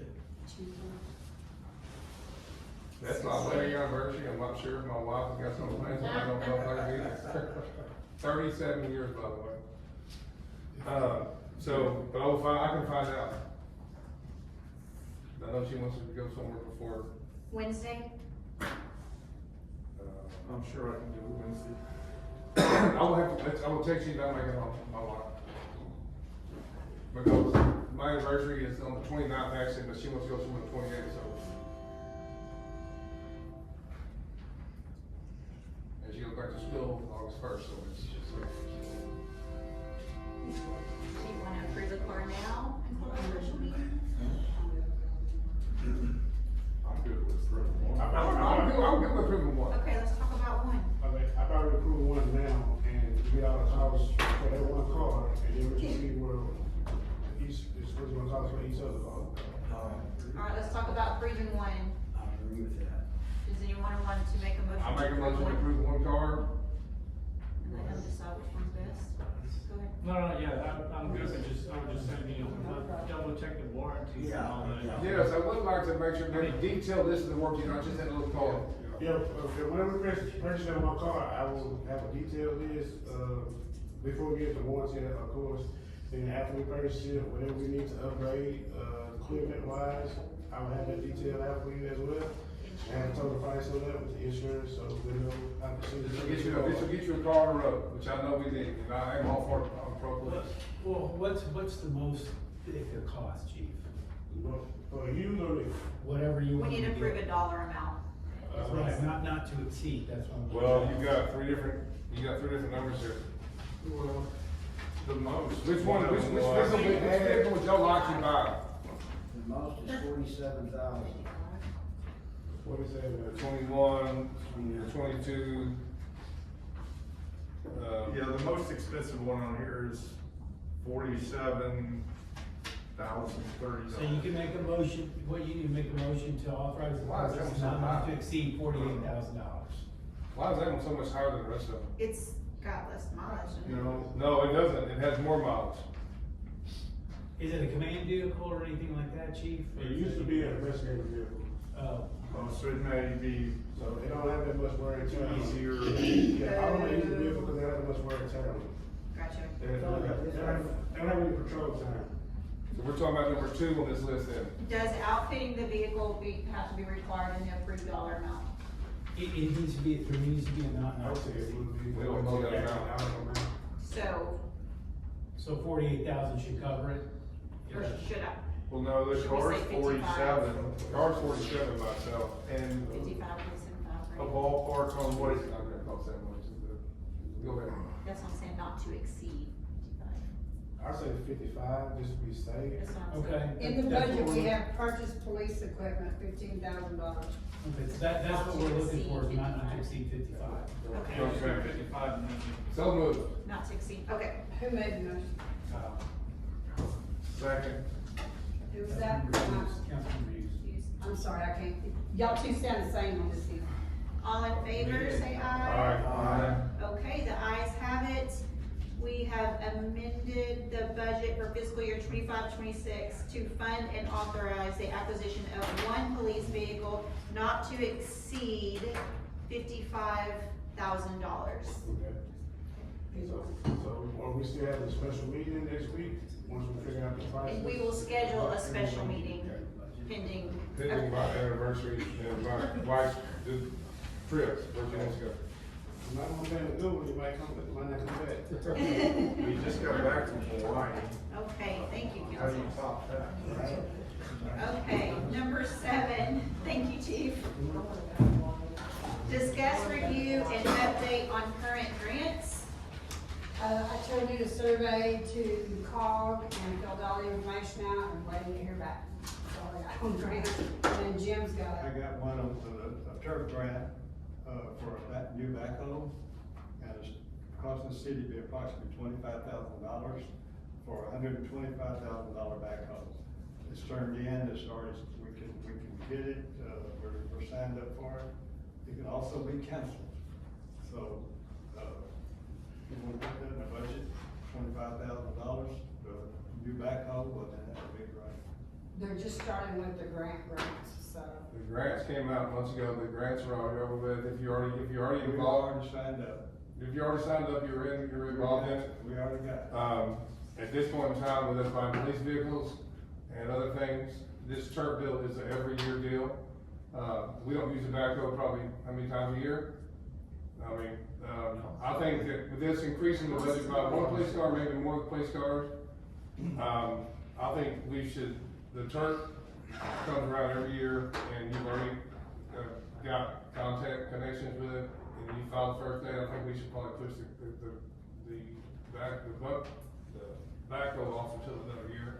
Just because we're trying to, we were in a budget crisis just 6 months ago. And that's been corrected by the mayor and the stuff, so. I'm assuming the police vehicle will be financed at the bank, we probably won't pay for it all at one time anyway, so it's not like it's a big chunk of money coming in. How often do we use the backhoe? Constantly. And I got a second on this. The backhoe could be used a lot, and I think it would be very effective because if we ever go to fix if we ever have the money to fix Alma Drive, there's weak spots. And you can put as much asphalt as you want, and it's always gonna get like that, but you can dig it out with that backhoe, because we used a jackhammer, because we didn't have a backhoe. You dig it out and put in that mahogany rock, so that backhoe can be very, and I'm all about the roads. So if it's anything to fix the roads, that's my opinion, I'm all about. You never mentioned them though. Because I've had a jackhammer, the area to dig it out, and all we had was that little old bitty skid steer. And I'd like to get a bigger skid steer too, with the track. And you can put saws on, you can cut the trees, you can do all kinds of things. So I'm all about the police department, but I know it's costing a lot and the roads are being neglected. So I'm all for the backhoe. Is there a deadline on turning the grant away, or? I'd have to check on that, but I do know that we can cancel it, but we're under the deadline to get in, so we're signed up for it. Okay. And, I'd have to find out about a deadline on that. The backhoe we currently have still works, but we're working on cylinders and hoses and different kind of leaks a lot. And this one would be new? Could we sell them when we This have is them? brand new. It's No, We were grant. I've done turf 3 times. You gotta cut a hole in the motor. You gotta drive 10 feet forward, 10 feet back. You gotta cut a hole in the motor. Which motor you can no longer use. The only thing you cannot, you gotta keep the one that you're getting for 5 years.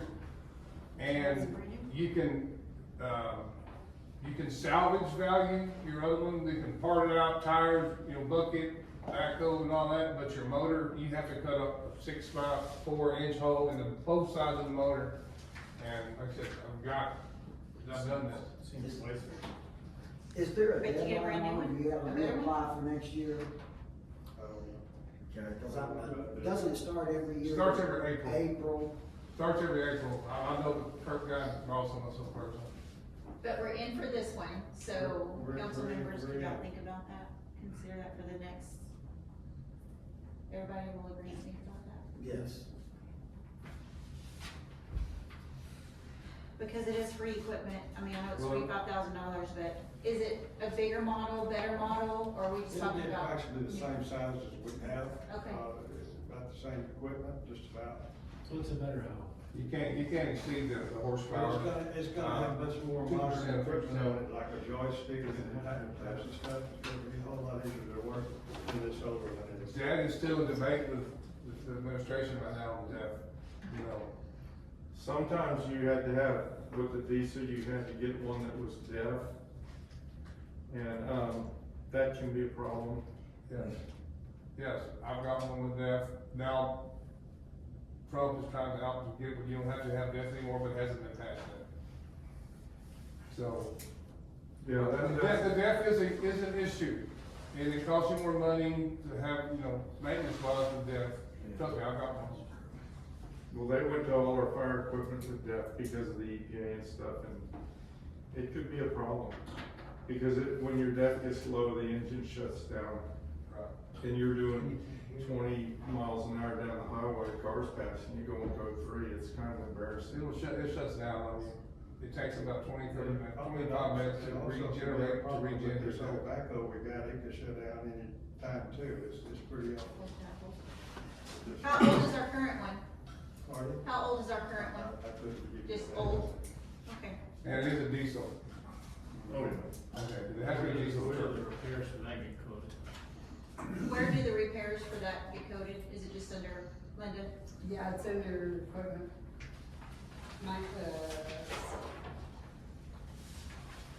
Without a month.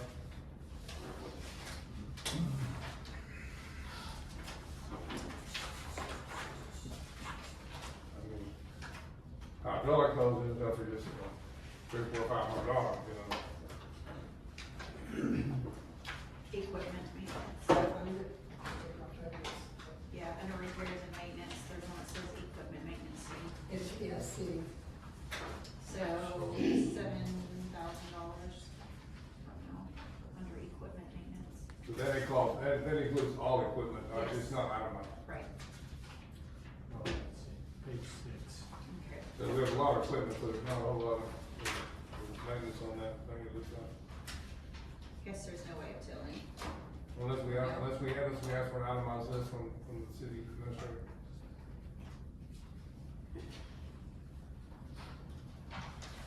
Okay, anything else on grants, Linda? We filled out everything on Filled out costs. everything on We're just costs. waiting. They have their meeting at the end of this month, so, just FYI on their grants. Number 8, discuss and consider a statement made by Assistant City Administrator Jim Benton during the June 23rd, 2026 Alma City Council meeting concerning his willingness to serve in a consulting capacity without compensation in consideration of potential budget reallocation should he choose to reaffirm that offer. This came from Mr. Mark Stevens. Yes, this is my agenda item, Mayor. I want to speak on this item. First, this is a very generous offer for the citizens of Alma, and a thoughtful offer. If it still stands, as Jim stated, and the council honors it. First, I want to clear the air and set the record straight that there's been a lot of rumors and speculation. And this goes back all the way to the first of the year when the council was told the city would have trouble making payroll. So the police department and the maintenance department was asked to cut back their hours to 32 hours a week. After this, a police officer approached me regarding the cut, and the maintenance department wrote letters to the council wanting to know what's going on, being totally transparent.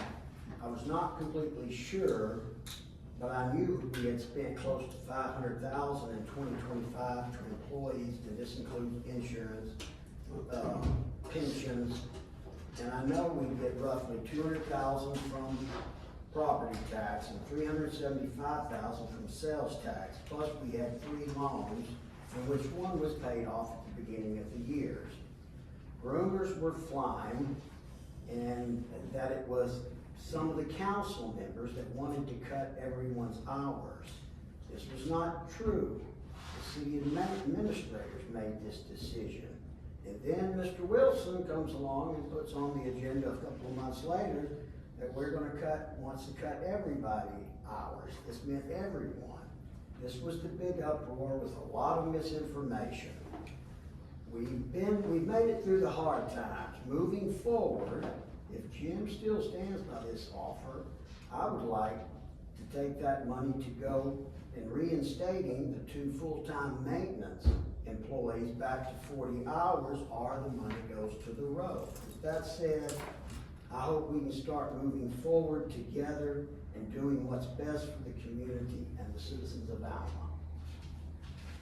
And that has to do with that item, because that was a big uproar last meeting.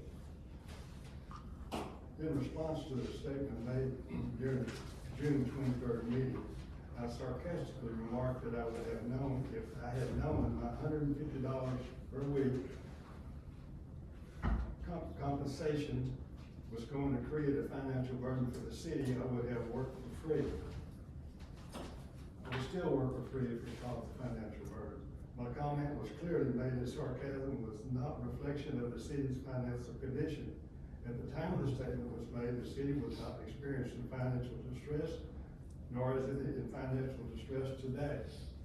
The matter in this person is a personal disagreement with Councilman Stevens, not a financial issue involving the city. My compensation represents approximately 0.0518% of the city's annual budget of $1,494,549, far less than 1%. Furthermore, the city is current on all outstanding bills, bank obligations, and currently maintains a bank balance of $244,000.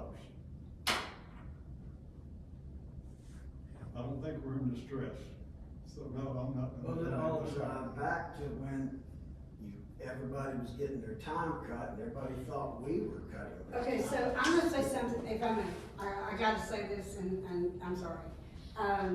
Maintenance guys did not get their hours cut, they were already working 32 hours, because that's what they were doing. Now they're working 35, they can work 40, because things were not like they seemed. So that's all of this was. They offered to do the 32 hours. That's why we said that, because we had already talked to them. Now, they're working 35 hours, they're working 40 hours, sometimes they work overtime if we have to do things on the weekend. So they're not by any means under 40 hours unless they wanna be. So they can work 40 hours. They can work 40 hours, they can work 50 hours if they want, but you're gonna pay for The them. police department's got 32 hours too, correct? I didn't do that. The chief did at the time. The chief made that, actually, he invited that. The chief invited that, the Because police department. We did didn't those think we hours. could make payroll, if I remember correctly. We But didn't think we could make But payroll. things have, now that Renee and I have all sat together and we've looked at the books and figured out what was going on and why it looked so bad, there wasn't any reason for it. Except the police department had some issues, it's been corrected, and now everything's running just like it was supposed to be. So there's nobody losing any hours at all. None. They're able to work whenever they want. We have made reductions, right? It's one Sure. city employee, Okay. police full-time, one full-time position. So we have Okay, made Mark, what do you want to say? cuts. What? Do you wanna honor that statement? No, He I just Oh, read okay. that.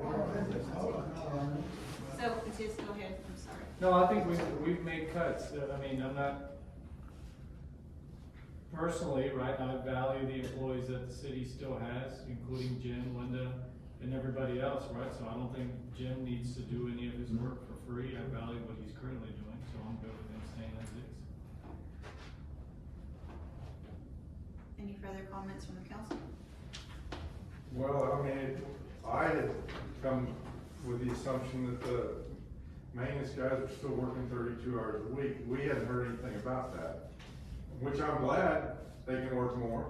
I mean, that's one of the reasons that I got on here. I thought they were doing a good job. And they were doing it at 32 hours. It's just a surprise to me that now, and I'm happy for them. They said they would cut it back just for a little while, and then they started gradually going back up, because everything was going back to normal. And that's when it got all distorted with all the speculations, cause Kyle had said, well, what's good for the goose is good for the gander. The office should cut, but it sounded like cut everybody's pay to 32 hours, and that was not the intent, because they had already done that when they were having problems making payroll, and that's the main thing I wanted to get clear about that, because that's where that all starts from, and, because Kyle was not wanting to cut everybody's hours. Everybody's already cut. Yeah. I was just trying to cut, That was the main thing. I want everybody, But everything's back to normal now, so. In summary, there was a quarter, 3 months of a financial, not hit, but there was a 3-month delta that we were not comfortable with. The city was at a comfortable standpoint, we no longer were comfortable. We addressed the leadership at the city, which is your chief and your city administrator. City administrator stepped up and said, our employees have stepped up and said, we'll cut our hours. The police chief said, hey, we're cutting our hours. At that time, then we lost a staff on the city side, we cut someone on the police department side. After which, that quarter was over, everything started coming back together. And so I think because of that, the hours started getting back together, and that's why we started reviewing the timesheets. And so now if you review the timesheets, you'll see the hours are slowly creeping back into what they used to be. So there was kind of like a gray area, I think, of transition that everybody kind of missed, probably.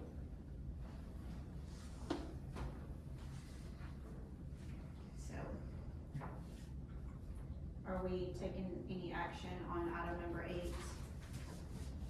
Mr. Benton chooses not to.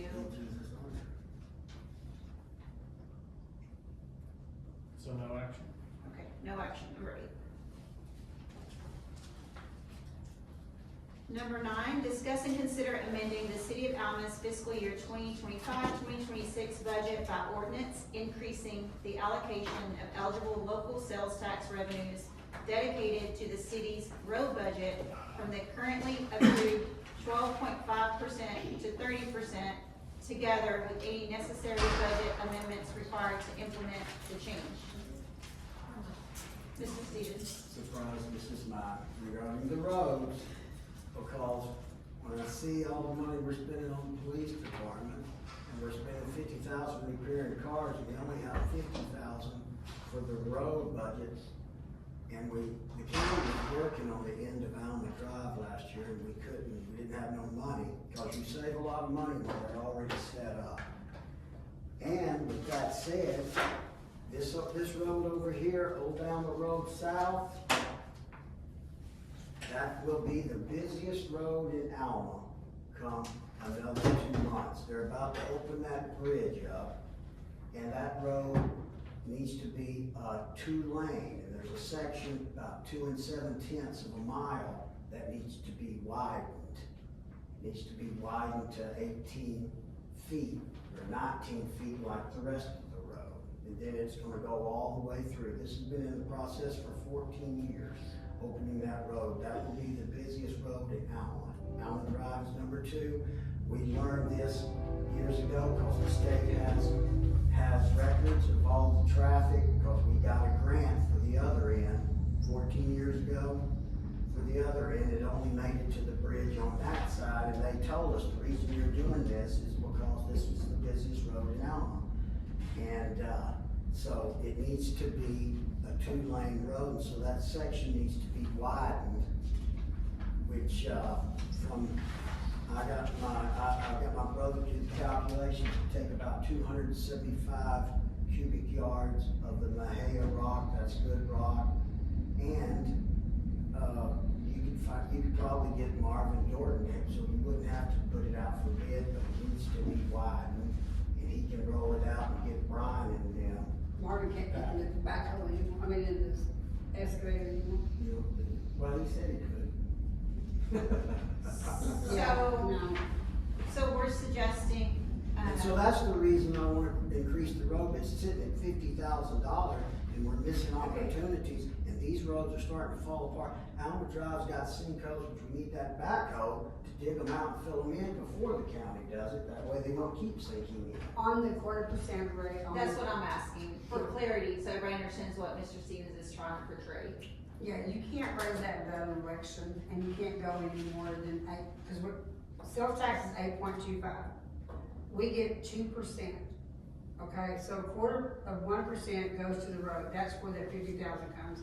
The other budget number has been used to shuffle money around to balance the budget, but that's not actually what we were using on the road. So whenever we need road money, we still have it. It's just something we balance. That's just a budget number. That's all it is. There were 2 items on the budget for the road. One is mandatory from the sales tax, the other is additional money that you wanna put in, and that's what you can add to that Right. budget. It just has to be done on the budget. So once the budget, this is just numbers, that doesn't mean that's what's in there for the roads. That's just what we're doing to balance the budget. You can take some of this stuff off now that we've been making changes on, and you'll be able to put more in the road budget. Okay, I got a question. So currently, 12.5% of the sales tax goes to the roads. From the sales tax, yes. The sales tax. That's 1/4%. Okay, well, it's 12.5% of the sales tax. Yes. Okay. And you're telling me there's an election to change that? We do it every 2 years, Kyle. We've been doing it every 2 years. We can have an election with the council. So, Not with the council, you have to actually have did it's a the reauthorization. city of Alma pass the 12.5% election citywide? I don't believe so. What?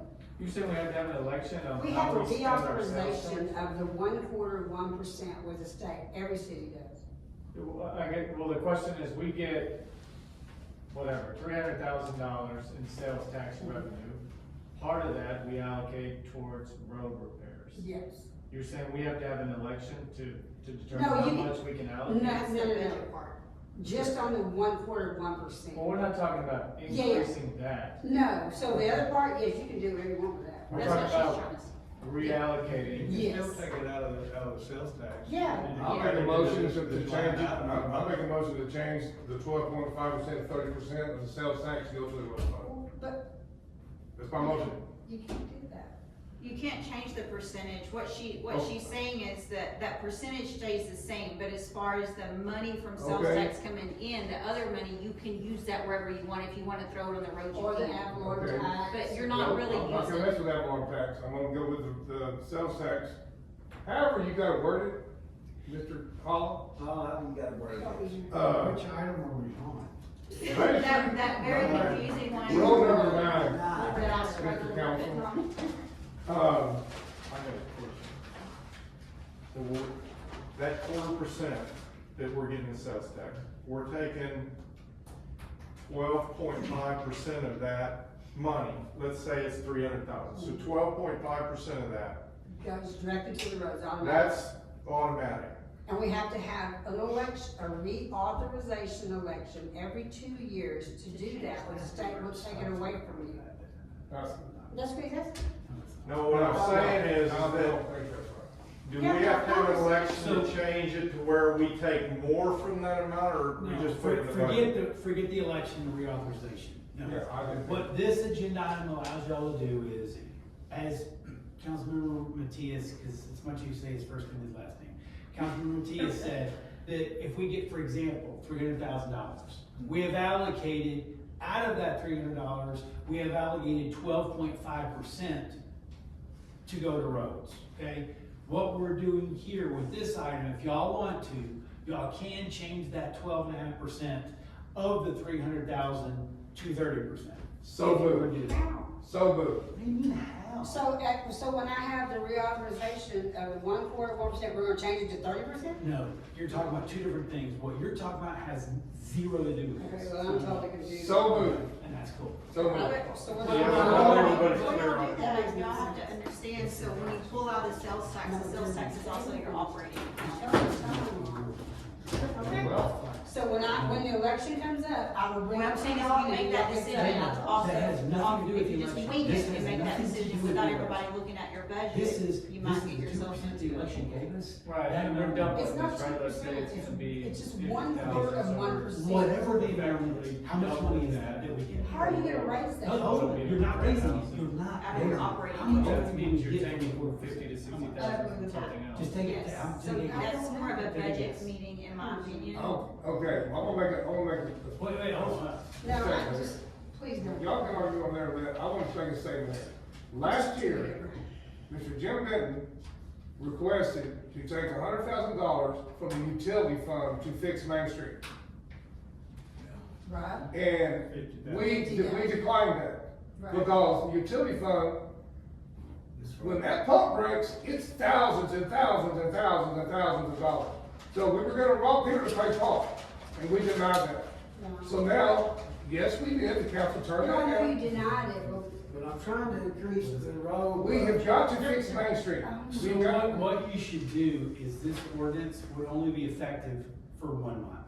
That really wouldn't do much. What you need to do is have this, when you do the budget, Just what I just said. yes, so the mayor will be right. The best way to do it is we do the budget in less than a month. We're doing the budget in less than a month. The number on the line item on the budget that has 12%, that you make it 30%. That's the most efficient way to do it. And that's I'm in agreement with Mr. Samoa. He said, you know, you drive down that road every day, and that road needs to be fixed. I am all for fixing that road. I was not for borrowing money from the utility fund to pay for that road, Mr. Benton requested. So we denied that. But the road needs to be fixed. So we need to work our numbers to fix Alma's roads and infrastructure. Right, Not robbing Peter to pay Paul. y'all, I understand, but making a decision like this, like you were just about to, was a big mistake, because you're pulling operating money, you're talking more than double, you're taking more than double. How much were you looking at? Well, I mean, it's 50,000 right now, so. and They it's were looking at another 50 grand. Another $50,000 without even deciding where it's gonna come from. So you're Well- flying by the seat of your pants and saying, hey, throw 50,000 out of the roads, which means 2 months from now, you're gonna say, where's the $50,000 that we need to pay for this? Well, you threw it out the roads. So what I'm trying to say is, sit down, have a budget meeting, spend 3 hours, look at it in depth, right? Because there are other avenues. Think about this, you also had ad valorem tax.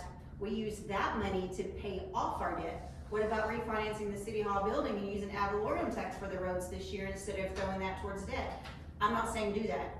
I'm saying there are so many things that you can initiate versus making a decision like this tonight. Maybe we should hold off 1 year on doing a turf on the backhoe for 1 year, put that $25,000 to Main Street. Maybe, So Mr. Moore can ride down the road and it'd be a good road. maybe, so maybe we don't need to be making So this. we've From what I'm hearing, we need to move this to next. Thank you. Absolutely, we've got absolutely two Next month. budget line items. To September.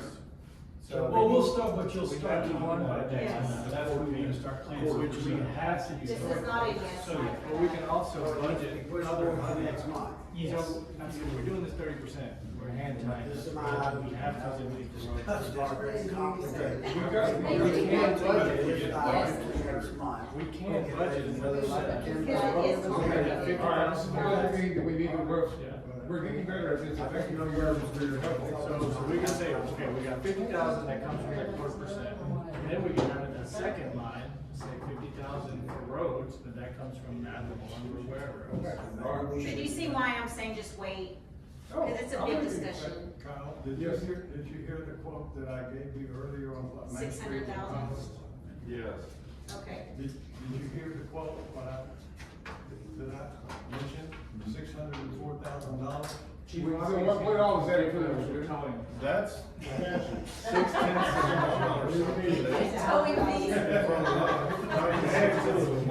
Join fees. How many quotes did you get on that other? Mayor, this is more of a budget discussion. Yeah, Okay, you're all right. right, let's Okay, move on. this really did, thank you.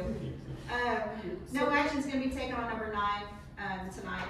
Number 10, discuss employee timesheet review of hours worked. Again, that's just a review, unless you have questions for the city administrator or the chief tonight.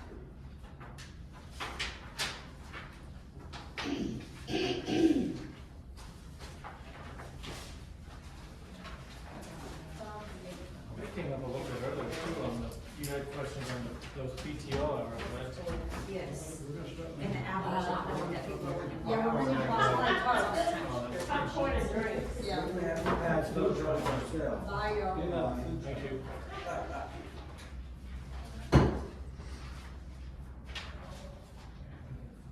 Okay, on the township review, I have a few questions. We're reviewing the township this past, month. I noticed some, as I spoke earlier, there's overtime being done on the officers, you know.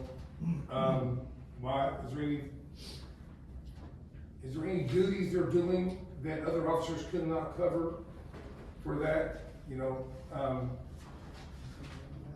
Just tell the police department. I mean, we're trying to keep our costs down, correct? And we're paying, there was overtime and stuff like that for holidays and stuff like that, so I just wanna make sure that there's, the incident, on the rest, I just wanna make sure that all the officers are not doing any administrative duties outside of the police work. For us, nobody do Yeah. nothing for me, Okay, I'm just. at all. Oh, no, you're talking about what the other chief used to do. The chief, okay, so basically the other chief used to do, I just had some blank He question. volunteered to do He that. volunteered. Who does the payroll for the city of Alma, police and all? You do all payroll? Oh, yeah, I better. Okay, all right, that's my main question, because I know in the previous, that was part of it. So, besides that, I have no questions on it. Okay, anyone else have questions on timesheets? Okay. Number 11, discuss and consider reducing the TMRS pension for city employees from 7% and a 2-in-1 match to 5% and a 1-in-1 match. We can't do anything to the end of the year, and employees have control over the 7% to the 5%. I'd say push that one back, and then on number 12, number 13 were my motions, and now that the budget's been corrected from, I'm not gonna say it, but you've got the stuff now in order of our books, because this was before You know, we got $500 in the bank. So I will rescind number 12 and 13, and both of those were my motions. So you can move forward to number 14. So there's no action on those two? No action I on rescind 12. my- I rescind I'm my- sorry, I have a hard time hearing. No action on 11, 12. I rescind my motion on those. On 12? 12 and 13. 11. Pushback. And 13. Yeah, you said 13 too, right? Rescind- 11, push it back. No action 12. 12 and 13, I rescind my motion Okay. fully. Okay, 14, discuss and consider a lease agreement with Ellis County ESD number 11 for the property located at the City of Alma Fire Station. Educate me on this. You want me to? I know a portion of it, you can correct me if I'm wrong or take over, but, because our volunteer fire department became an ESD, their attorney said that the lease agreement, number one, is void and no longer good because they don't have one, right? The lease agreement that they had with the fire station was between the Alma Volunteer Fire Department, which no longer exists, now it's the ESD 11. So a new lease agreement has to be put in place under ESD 11, which is what the lease is for. It's nothing different, it's just a new lease with ESD 11, not Alma Volunteer Fire Department. It better be. Does the city pay any of their utilities, water, gas, electric, any of that? We've always paid their utilities, but they're No, starting we to don't pay pay. about them, do you? No, in the old days. No, in the old days. Yes, but Now, now That they're was ESD because the taxes. That was long, that was years ago. If I believe the city of Alma has one water main, Yes. it goes to the city hall, community center, fire department. I've been there a long time. I believe that correct. Is that correct, Miss, So they don't Yeah. have water meter? So we do pay for this fire department's water. Well, yeah, Correct. but our bill's like maybe $50. Okay, so, but you just said we didn't, so I'm just saying, so we do pay for the water. We don't pay a fire department's water. separate. Right. Okay, all right. So, I have a lot of lease properties and stuff, I'm pretty good at leases. Okay, so, on the lease, hey, the fire department's great, I want the fire department there, I'm glad we got their ESD and they get their tax, wonderful. I mean, I am pro fire department as well. But in a lease agreement, do we have a lease agreement drawn up? Yes. Yes. Okay. You should have. Okay, on this lease agreement, and I haven't read it all in detail, because I did not get this until I got here, and I like to read these very detailed. It's the same one they had, right? Okay, so, Basically. The same one they had. okay, who pays electricity? Do they have their own meter? Fire department. Okay, the water, the It's city all- pays the water, Yeah, okay. The gas, fire department. the city's not paying the gas meter. No, we don't pay nothing Okay. except for the water, because it's Okay, one water. the building insurance, They pay. We don't pay it anymore. We That used to, but we started, don't. that started Okay. this year. since the property is owned by the city of Alma, who pays the liability insurance? In case somebody falls and breaks their neck when they're throwing cornhole in there having their fundraiser, who pays the liability insurance? I think we just pay on the grounds. We don't pay for the building. That's theirs. Okay, it's. Yeah, now that they have an attorney. Because we involved, own the it's property, good. Kyle. We Right, own all okay. the property. The city owns all this. Oh, I know that, I Thanks, so know, that's I was here when we did all Yeah. that. Yeah, we should document these questions, right? Let's give proper answers. Yes, I would like to review, hey, I want them to lease a building and pay their, but I wanna review this and possibly have my attorney review this as well, and look at everything. You're my attorney, the city attorney. That's why I said you're He's on the one there, that wrote he's it. the one that wrote it. Okay, well, we'll discuss it with him. Yeah, there may be details in there that I was not aware of. I mean, I don't know all the Okay, details so, of that. So if the I just got points, this today. if y'all wanna change those, like paying, this utility, that, yeah, y'all can change it. I wasn't privy to that, so I just did the best I could with the information I Right, had. So, yeah, if y'all wanna change that, Well, this is just one of the The things. reality is, their attorney said, give us a copy of your lease number for ESD, they gave it to him, and he goes, this isn't valid, it says Alma Fire Volunteer Fire Department, Right. and they just asked us for a new. Okay, if, I'm all for leasing this, I'm pro fire department for completely. I'd like to review this, talk to Mr. Council, and review it in detail, and let's push this from back to the next meeting, so I can, Well, we have to have. Review. We need to, when we're gonna have that special. We gotta meeting? add it to the special meeting. Yeah, That's a because special meeting, I don't care. I'm just saying it has, Oh. they need it right away. But, They need it right away. It's, yeah, their attorney said, To You pay some probably have bills. one of those in there somewhere. I'll probably do, yeah. yeah, basically they can't pay any bills under their ESD because they don't have proof that they're leasing so that they're building. kind of stuck on it. Oh, so this is to prove Their that attorney it's needs their that. them.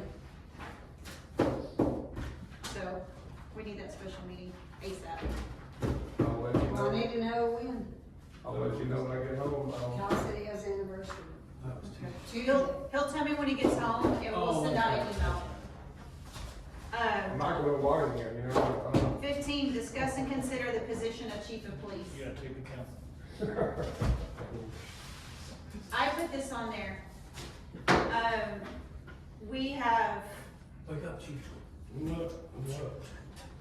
we, as a council, told, our interim chief of police Hawkins that in a couple of weeks, we would get back to him on a permanency of that position, and we have not, and it's been over 2 months. And I thought we were supposed to put out bids and we were to interview a few resumes. That was the whole thought. Are we still gonna do that? No, that's not what we decided. Council? What council decided was we were going to first talk to Chief Hawkins about the position. You were gonna speak with him, get to know him, look at his work for a couple of weeks, and then decide if that's what you were going to do after you got a chance to work with him. And it's been a couple of months. Step 1 was to decide if he was a fit. Step 2 was then to decide what it looked like to go out and interview people. No one has reached out to Chief Hawkins, so I put this on here. Well, I always have Chief Hawkins' number, so if I would, he has my card now, so I'll have his number. I think that the city council should go into executive session, not today, after event, and interview Chief Hawkins on this position. And decide, I think this is an executive session item. You can do that at the special meeting. Yes, We will absolutely do that at the special meeting, and forgive me for my frustration. I'm gonna say this with all due respect, but this is not the first time that we've had to have a discussion similar to this. I'm a person of my word. This council told the interim chief of police in Alma that you were going to get to know him, you were going to reach out to him, and to give him a couple of weeks. And you, council said, we've got it on tape. We have it on tape. Give, I'm talking, give us a couple of weeks, and we will let you know. Here we are, months later, and now you're saying, oh, well, now we need to think about it again, we need to take an executive session, let's call another meeting. This has happened multiple times, not just with him, but with several things. When are we going to do what we say and say what we'll do? Either you want him to be your chief, or you do not. I'm gonna call it what it is. So if you wanna have a special meeting, that's fine. He's proven to be your chief. I'm not asking for you to make a decision tonight. You've had your turn to look. You've seen what he can do. You've asked for your police reports. You've gotten it. He's done everything you've asked, and you cannot just make a decision. I'm not saying yes, I'm not saying no, but you can't even give him the common courtesy to make a decision after 2 months, and he's working more hours than anybody at this city. I hope you sleep well tonight, gentlemen. Can I say something? Yes. Well, I did talk to Chief Hawkins briefly, right after I got elected. He seems to be very knowledgeable, and from what I've seen since I've been here, he has done exactly what we've asked him to do, and he's scheduling the guys the way he probably knows best how to schedule them, and he's come up with reports the way we've asked him to come up with reports, and kind of been over backwards, and I'm fine, voting on it one way or another. So, I agree. with what Michael said, just to give some background, right? So, the mayor's right, what we said we would do hasn't happened.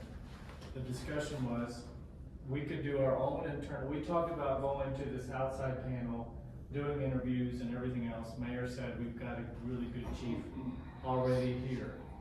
So the comments were, we could do our own internal panel interview, maybe a couple of council members, we could bring in a citizen of the town, right, join that panel, we can have our own internal panel. The thought was, we've been burned so many times in the past, let's at least do our own internal due diligence, to see if everybody's good with it. That was what was supposed to happen, it hasn't happened, but that's just the background, nothing against chief, right? Yeah. But we have just been burned so many times, that's why we wanted to do that, but I agree with what you said. I think the chief's doing a great job as well. Agreed. You know, Demonstrated I just- everything we hoped. But I'd like Now to- you're gonna text me, we have his number now, because I did not have his number, it was not supposed to be by anybody. It's just a question. All you gotta do is say, can I have the chief's number, so I can do what I said I was Okay, well, gonna do. now we have that number, so, or I have that number, and we can, move forward. Well, part of the discussion was, when we do this panel, it'd have to be, I think, 2 council members tops, right? Because we couldn't have more than 2, because it'd be a quorum, right? So it'd be like a couple council members and maybe a citizen or 2. That's what we discussed, it hasn't happened, of course. And there's been a lot of other stuff going on in this town as well, Mayor, during this time. Trust me, I know, I'm right in the middle of it. Jump in the fire with me.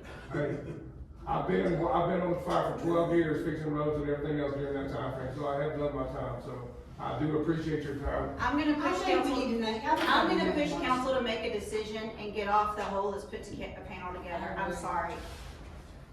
I think y'all need to make a motion. A decision needs to be Put a made. panel together to A decision needs to be made. Yeah. make this, like we had talked about, a panel, 2 people and a citizen, and we're gonna. This has been months ago already. This has been, since March, February. Okay, I'll make a motion. I make a motion that the council members that haven't talked to him before the special session, talk to him, whether they do it 1-on-1 or 2-on-1, and make a decision, and we vote on it at the special session. So you've got 5 days. I second that. All in favor? Aye. All right, the ayes have it.